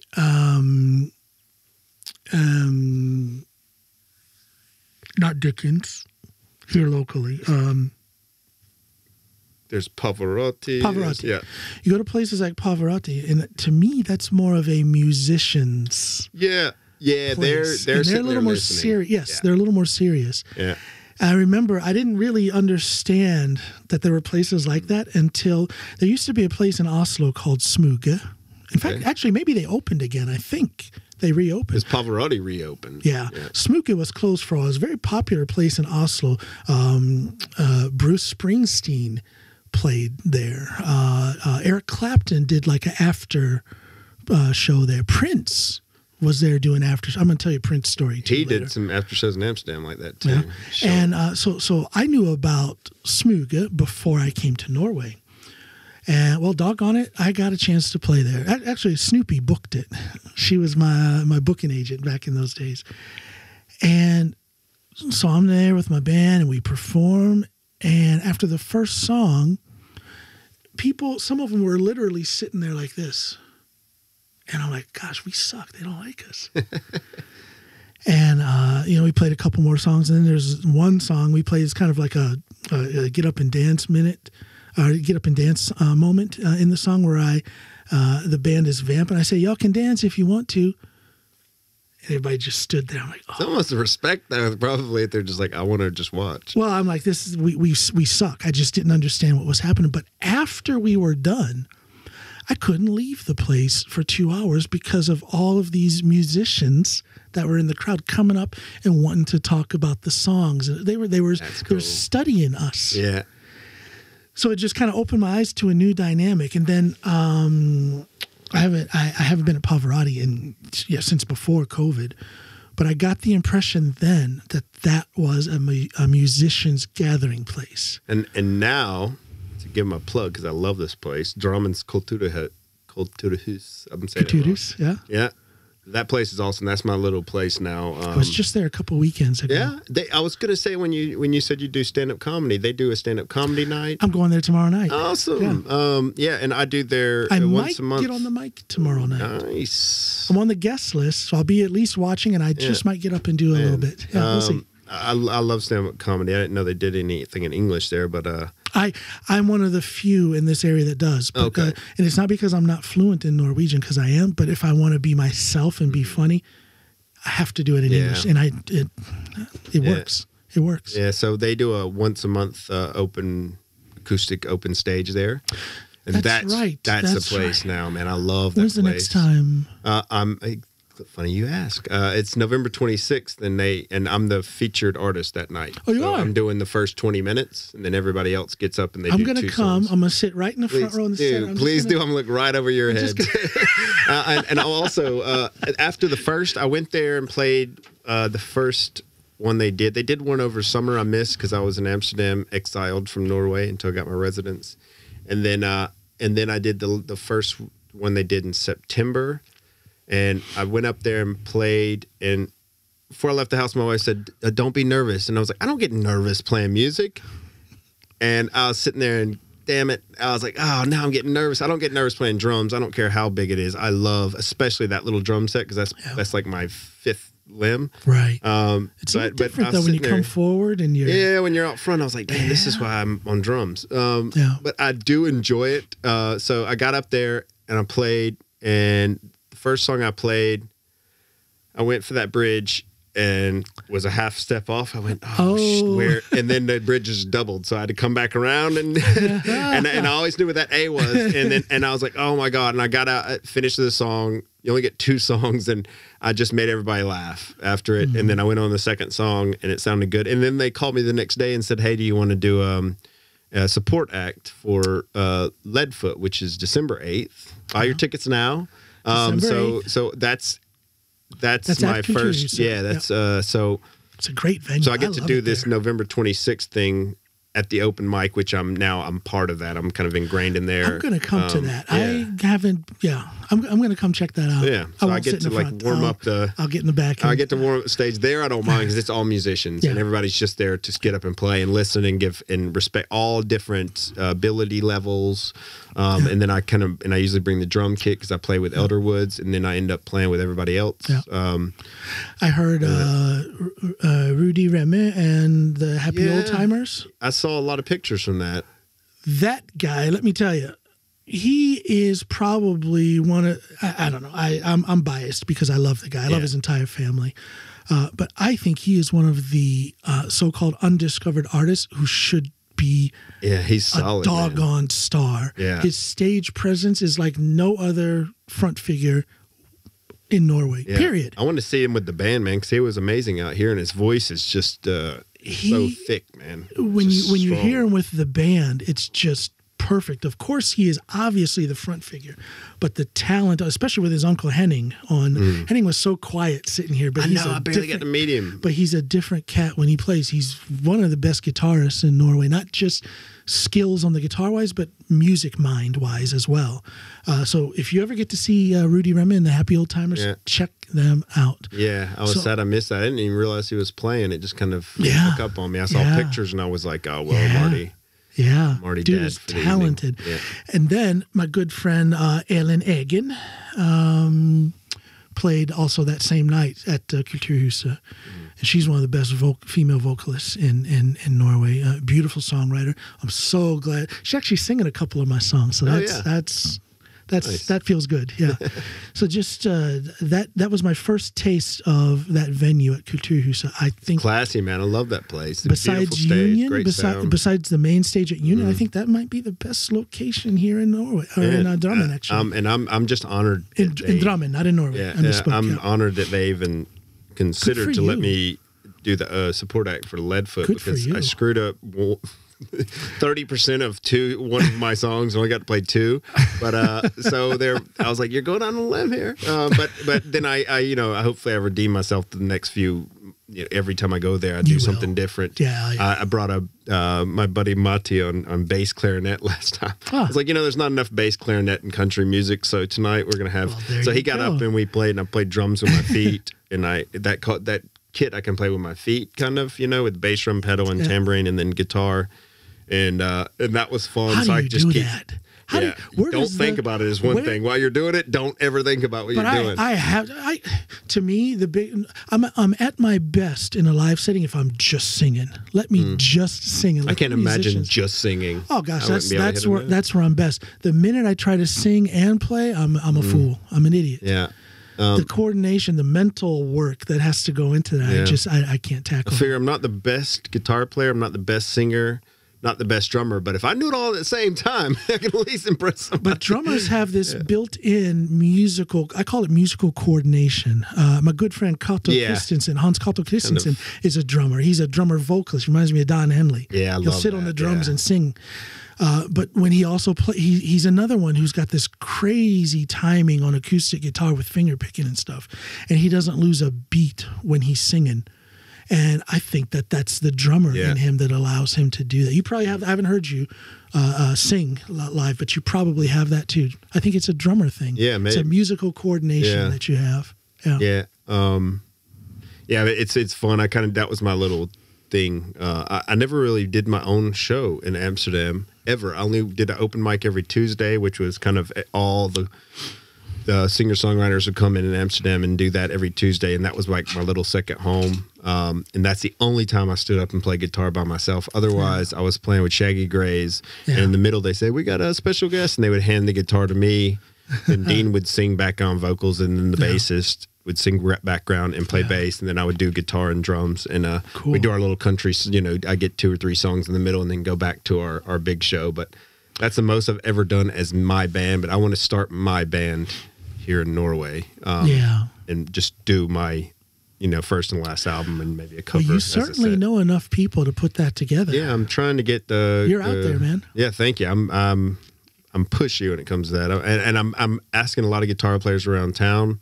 I want somebody local so that we can just kind of meet up and pick and stuff. Because you have more than enough. In this area. I need like a chicken picking kind of, because the guitar players on my album. I mean, if Quentin Dean on slide guitar, and my father, which he can't play with me, he's too far away. Yeah. But slide guitarist, and then David Rick on electric guitar, and he's phenomenal. So it's hard to get somebody that can copy those licks. Yeah, they're out there though. Yeah, locally. Definitely. Yeah, and they are, but they're busy. That's the only problem. That's the thing, the timing. And I want to play with Thomas as well. And he's already learned my songs, but he's 2 hours away, and he's busy. He's busy, yeah. Really busy. So I'm like, that's going to be tough.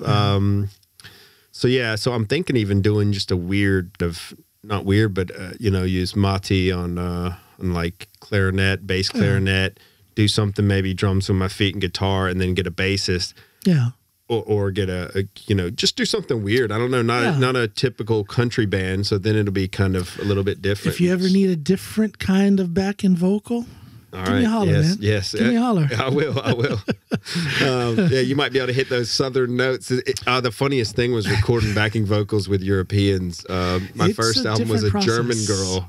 It's a different process. And I was like, "Man, what are you saying?" And then she would say the words perfectly. Yeah. I'm like, no. Well, here's one of the things that I do is vocal coaching here in Norway for vocalists on albums, because they get very precise when they pronounce and then they sing that way. Yeah. Because they don't want to be wrong, so they overdo it.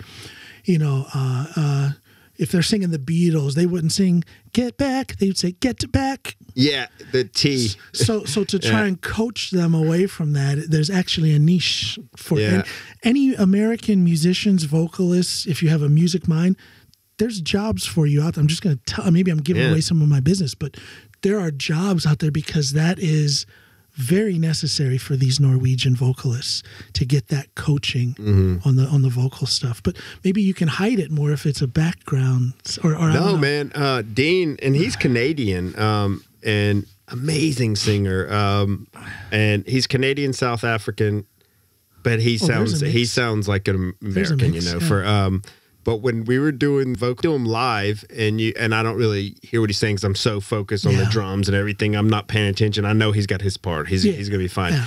But we went in the studio, and so the song "Fingerprints," the last song on the new album, there's a line that says, "When I get out, the first thing I'm gonna do." So I'll say it like. The words are, when I get out, the first thing I'm going to do is I'm going to find another woman that's just as mean as you. He said that when we were recording.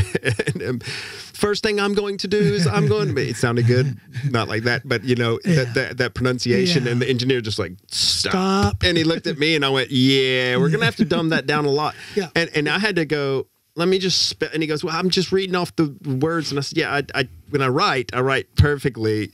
But that's not how I say it. The first thing it's French. First thing I'm gonna do, there you go. Is I'm gonna find another woman that's just mean as you. But I don't write. I write the way I. But I write phonetically now because I screwed up. So many people reading the background vocals, and I'm like, oh, and a lot of my songs changed by the time I've sing them so many times, and then I go grab the old lyrics and give them to him. Like that's not actually how I sing it anymore. Well, from the get-go, when I first started my first songwriting gig was back in 2003. I had been here less than a year, and I started writing the first Remy Brothers album. And from the get-go, and I don't know why, I wrote phonetically. You know, I didn't write "is not," I wrote "ain't." Yeah. I didn't write "going to," I wrote "gonna." I put "gone." Yeah. Yeah, and "gone," yeah. I've done that too. I'm gone. You know, it's I write and I think it's, I don't know, is it cool?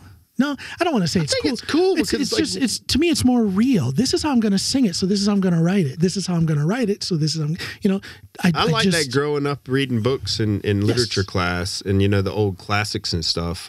Mark Twain, that's exactly what I was about. Exactly what I'm talking about. There you go. That exact book, and you had to read and I'm like, and it was hard though. You're like, man, I really got it. But your grandmother spoke like that, but then you're like, oh, now I got to read it, like relax a little bit, and then read it. To me, it's more real, and it's a fun process to actually get in the studio with some of these Norwegian artists and talk with them about those kind of things. And they're like, it's a process for them because they're so they'll tell me, but I need to sing proper, okay, but proper. Let's just put that in air quotes, because if you turn on the radio and you listen to any American vocalist, that's not how they're singing. No. So is that proper or is this proper? Yeah, and I like the cultural side of Yes, absolutely. Imagine if hip hop was all proper. It would change the entire genre. Exactly. And country and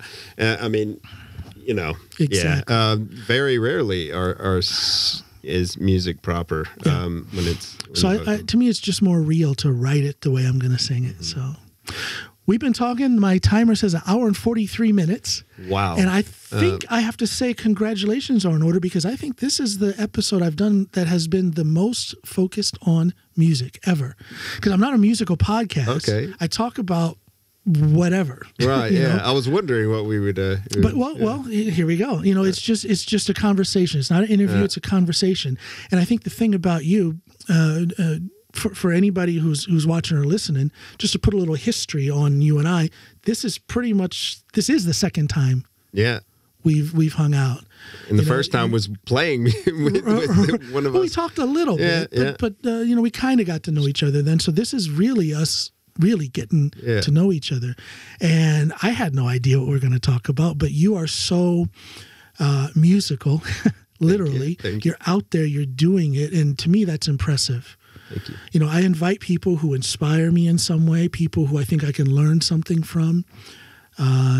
People who interest me, and you are all of those things. Oh, well, thank you. To me, so this is it's been easy to talk with thanks. you. I knew we wouldn't have any problems talking. And watching your show the other day, I really love.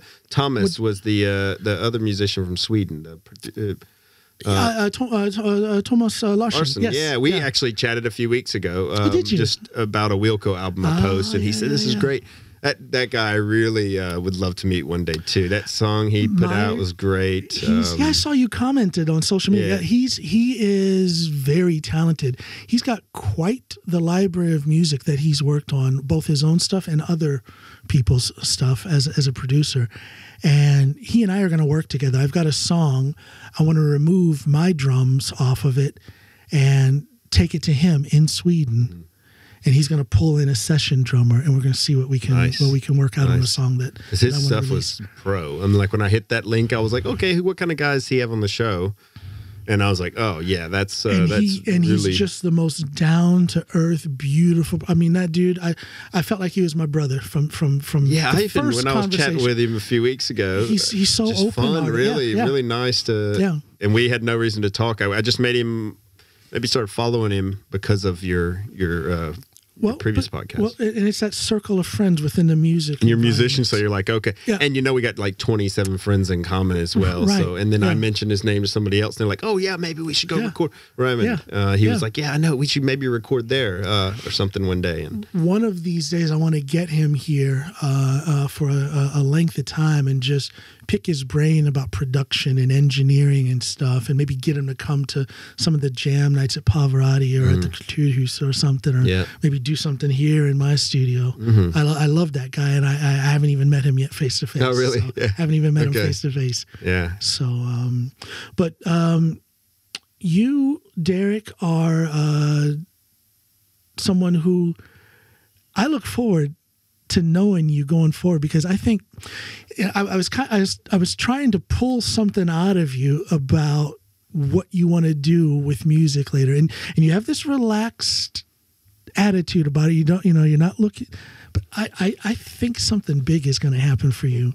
Thank you, man. Derek, you know too many other good musicians, and you're too talented for something big to not happen. Well, thank so you. Mark my words, something's going to come. Well, thank you. And I think John Norway, the Prophet, I have spoken. Hey, I have spoken. Listen to this, man. He knows what he's talking about. And I think if anywhere, I was kind of a funny novelty. My solo stuff was kind of funny in between the singer-songwriter stuff in Amsterdam. Yeah. But then when I came here and I found out how much they love country music, and even my wife said, this is the place. Yes. And then immediately get this support act for Leadfoot, which is, I'm like, and I saw my name on a poster. But do you see what I'm saying? And that made me nervous. Like, oh my gosh. You're not really trying to make it happen, but it's happening. And I think Norway's already been great for me, but it's going to be really good for my music. And that's what my wife said. You need to focus on your music. I know you, Derek, you're going to get in 5 bands playing drums and get so busy you don't have time to do anything else. But I do want to make my own band and really try to. I can attest to that. I'm kind of in that situation. I have supposed to have released an album for the last 15 years, but I'll get a songwriting gig. I'll get a coaching gig. Somebody wants me to look over their lyrics. Mm-hmm. And it's just been that for the last 12, 15 years. And all I have to show for it with my music is 4 singles out there.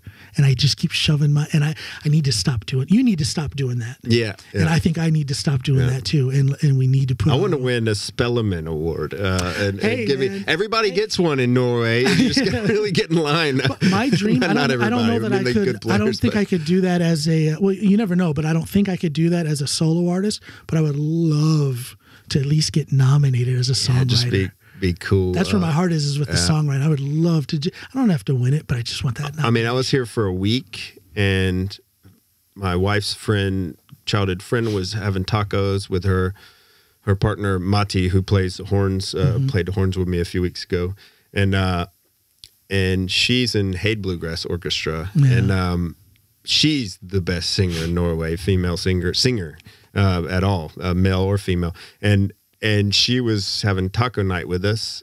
And super modest. She wouldn't even tell me that. She's probably dying if she watches this and goes, "Don't mention me."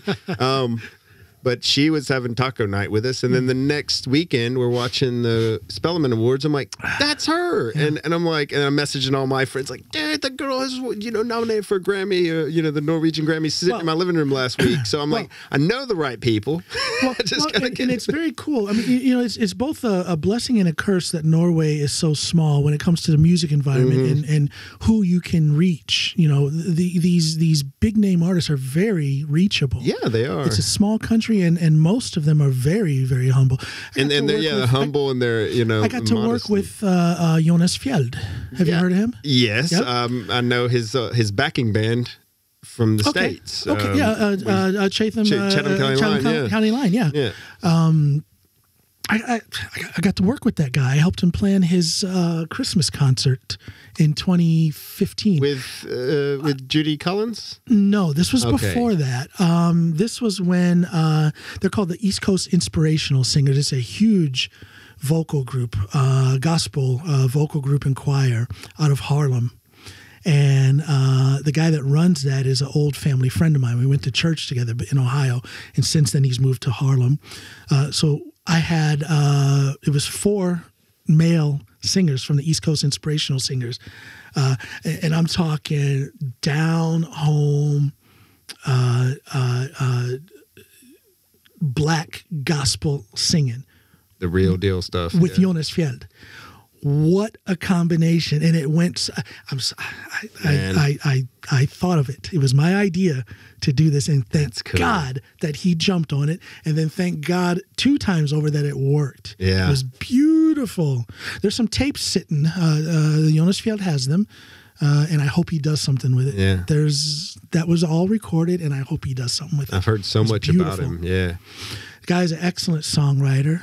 Got to write a couple songs with him, for him. Oh, that's cool. And I've seen him on TV and stuff. And it's just, I guess I'm kind of going down memory lane here, but my point is that people like him are accessible. And again, like you were saying earlier, they're just real people. They're just people, and they are.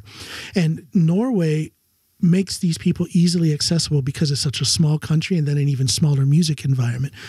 But the curse, so that's the blessing, but the curse side of that is the gatekeepers. The managers, the producers, the record company execs here in Norway, sometimes they get in the way of some real talent. Right, okay. I don't know if you've seen that yet. I don't know if you will see that, but sometimes that is a big problem. There's some wonderful talent out there. The music industry in a whole seems like worldwide. It is, but it's magnified here in Norway because you might have a manager who manages 3 of the top 5 pop artists. So what are they going to do? They're going to do everything they can to make sure that their artists get, the gigs, get on television, get the best gigs and whatnot. And that is really felt by the people that are a little bit further down that evolutionary chain that maybe don't have that good manager. Yeah. So it's blessing and curse. Mm-hmm. But I think for what we're doing, we're mostly going to see the blessing of it. The good people, the fun times and the good local venues. We are so fortunate to live here where we do. There's a good handful of places to play. Yeah, and I heard a lot about Oslo. I haven't got to get up there. I've seen all the big John D. If we get tired of what's happening here, 30 minutes. It's a 30-40 minute drive to. I went to a lot of big concerts there recently, and tons of big concerts. So, I don't know. I predict that something big is going to happen for you. You heard it here first, ladies and gentlemen. You heard it here first. I want to ask you real quick before we wind this up. I always have my guests do a little bit of work for me. All right. So I'm going to ask you. Give me a paintbrush. I'm going to ask you to do 2 things for me. The first thing I'm going to ask you to do, I'm going to say 3 words, and I want you to finish the sentence. All right. One sentence, okay? Out of those 3 words? I'm going to say the first 3 words, and then you finish the sentence. Okay. So put a period at the end of it, okay? Derek DeBono is? Happy. That's it? Yeah, I mean, yeah, that's the first thing that just popped in my head. Yeah, but isn't that good enough? Yeah, that is. Hey, man, that is. Isn't that good enough? My goal, you know, Yeah. they asked John Lennon, what do you want to be when you grow up? He said happy. Yeah. Right? Yeah. Or did I quote that right? Yeah. So that is just the first thing that came to my head. And You seem like a satisfied dude. You're not extremely wanting for anything, are you? No. No. Your humility is Maybe a little more intact. sleep. A little more sleep these days, and it's going to get worse in a while. Yeah. But, No, I mean, really, I'm happy. You know, yeah. career's good and family's good, and get to play Awesome. music and Awesome. not struggling. You know, that's why somebody once told me, "You'll never make it in music because you're not struggling," and they were probably right. You're not struggling, and you don't need to make it. Oh, that's too philosophical. I know, That's but too he was kind of right. But you know, Yeah, what? I feel I know like it. I have made it in music because. Well, if you're satisfied, then you've made it. And a lot of the You big know. guys. I mean, imagine if you were so big that you couldn't play a small cafe. And you know, Clapton, they say he used to get off stage and he would get in a taxi and would get a Strat and say, "Bring me to the blues club." Yep. And he wanted to play there, and that's where it's really happening. You know, those big stages I've played on before, and your bass player's way over there, and your keyboard player's right over there. And you don't see anybody because the lights. That's not what I'm in it for. I like playing little small places. Yeah. Maybe I'm saying that because I never made it big, but I love those small places, man. I love seeing the people that are looking at your foot and seeing what you're doing and all this, and It's like seeing their eyes. It's different. It's better in so many ways. You know, there's not so much glory, but that glory can cloud the realness of a good moment, if you know what I'm saying. Yeah. So I like the old stories of like Neil Young in the mid-'70s. He would take Crazy Horse and go to the dive bars along the California coast. Yeah. You know, nowhere near San Francisco or Los Angeles, but every place in between, and just play. Wouldn't even announce it. He'd just show up and play for 3 or 4 hours. There's something satisfying. There must be something satisfying about that. He was doing it. We were doing, Shaggy Grace was doing, we had our own little houseboat at a place called the Cove in Amsterdam. And the houseboat was on land, but that's where we sold those tickets for Airbnb. And it was big before Airbnb, but they jumped on it and they started, then it was more of like a revenue stream. But 35 people come to those gigs and 35 people love your band. We could have opened There's something beautiful about that. And 35 people, you changed their day. Like people say, "Man, you really changed my day. I was grumpy today, and then I saw you guys play, and you're making faces, your banter on stage, and everything." You know, and that's what I loved. I could make 35 people love. We can make 35 people love us, or you can play a opening act for, you know, a place with 10,000, and maybe 20 people actually paid attention to you if you're the support act, you know. So yeah, that's I just if I can change people's day, and then that was what's great about running a music store. If you could, me and my dad selling people instruments, and my whole family worked there, but you know, me and my dad were the musicians, and I've changed a lot of people's lives that became musicians because we were so enthusiastic about it, and that gives me like, you know, gives me chills now. That some friends that I've walked up and gigged and they're like, "Derek DeBono came in, he's the reason I'm on congas right now," you know, and then that's like, I've done my job, I can leave now. Telling me these stories, leave the world. Telling me these stories, hearing these stories is just a confirmation that I was right. You're just a good dude. Oh, well, thank you. The feeling is mutual. So that's my mother's fault. Yeah. I'll say thank you, but it's all her fault. Anything good in me is her fault. Yeah, same here. So yeah, definitely gives my mom. The second thing I'd like to ask you to do for me, again, I put people to work. I have them do 2 things for me. So thank you for answering or finishing my sentence. The second thing is, like I told you, the people who I invite on here are people who I am curious about, people who interest me, people I feel can teach me something, lift me up in one way or another. And you definitely do that for me, and I'm a better person for having had you here now and having had this experience. Can you look into the camera over there and say something that you think people out there might be able to hear and then take with them as they go through this struggle called life. It's a struggle for everybody to one degree or another. Everybody needs a helping hand. Everybody needs some good advice. Can you say something? Yeah, I would just there's a good quote that I always loved, and it's, wherever you're at, there you are. I don't know if somebody said that, but my dad used to say that to me. And you know, you can be the richest man in the world, no matter where you're at. You know, your car breaks down, you're still on the side of the street, whether you're the richest man in the world or the poorest man.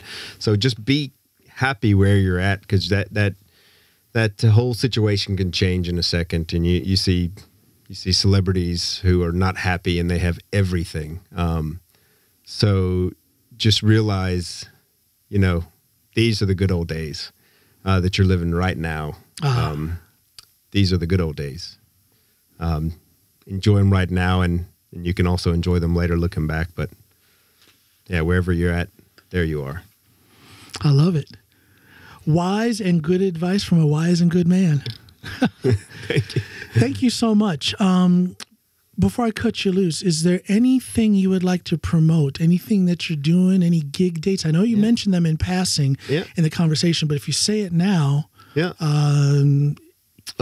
people, it'll kind of stick in their heads. What's coming up for you? The biggest one is I'm doing the featured that kind of opens up the open mic on the 26th, November 26th at Kulturhus, Drammen Kulturhus, and but the big gig is the Leadfoot show, which is December 8th. I'm the support act, so I'm going to get up there and also at Kulturhus. Yeah. So that's December 8th. Leadfoot, I heard, is a legend. Really cool music. That Exit TV show, he did this music for that. Yeah. So I'm already thinking of jokes for that. I should be practicing, but I already know I'm going to screw up something. So I'm thinking of a joke to loosen up the crowd. I wake up in the middle of the night like, ooh, I could say this. This is just dumb enough to. So yeah, that, and also I need space in the house because I have 2,000 records, and I got about 100 of them. 200 are my own. So please go to DerekDeBonomusic.com. Or just come to my gigs and buy an album. I got them over there. I meant to bring them. It's in my book bag over there. But I have awesome artwork on the first one. Just picture me and my sister. But the artwork on this last one's really awesome.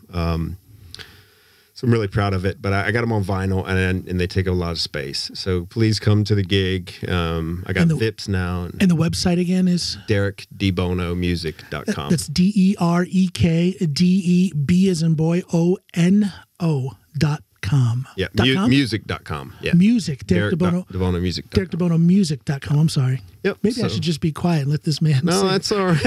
I would have forgot how to spell my own name, so it's okay. I'm glad you helped out there. Yeah, but so we got records, T-shirts, stickers, the whole 9 yards. Now you guys know where to find him online. Go there, support his work. You know where he's coming up here in the next few weeks with some live performances. Go there, get it, support him, and spread the word. This is Derek DeBono, you guys, my friend and brother. Thank you so much for being here, man. Thank you, John. Thank it you. was a pleasure, man. I love you, man. I really Thanks. enjoyed it. Love Thanks you a too. lot. Bye, everybody. Bye.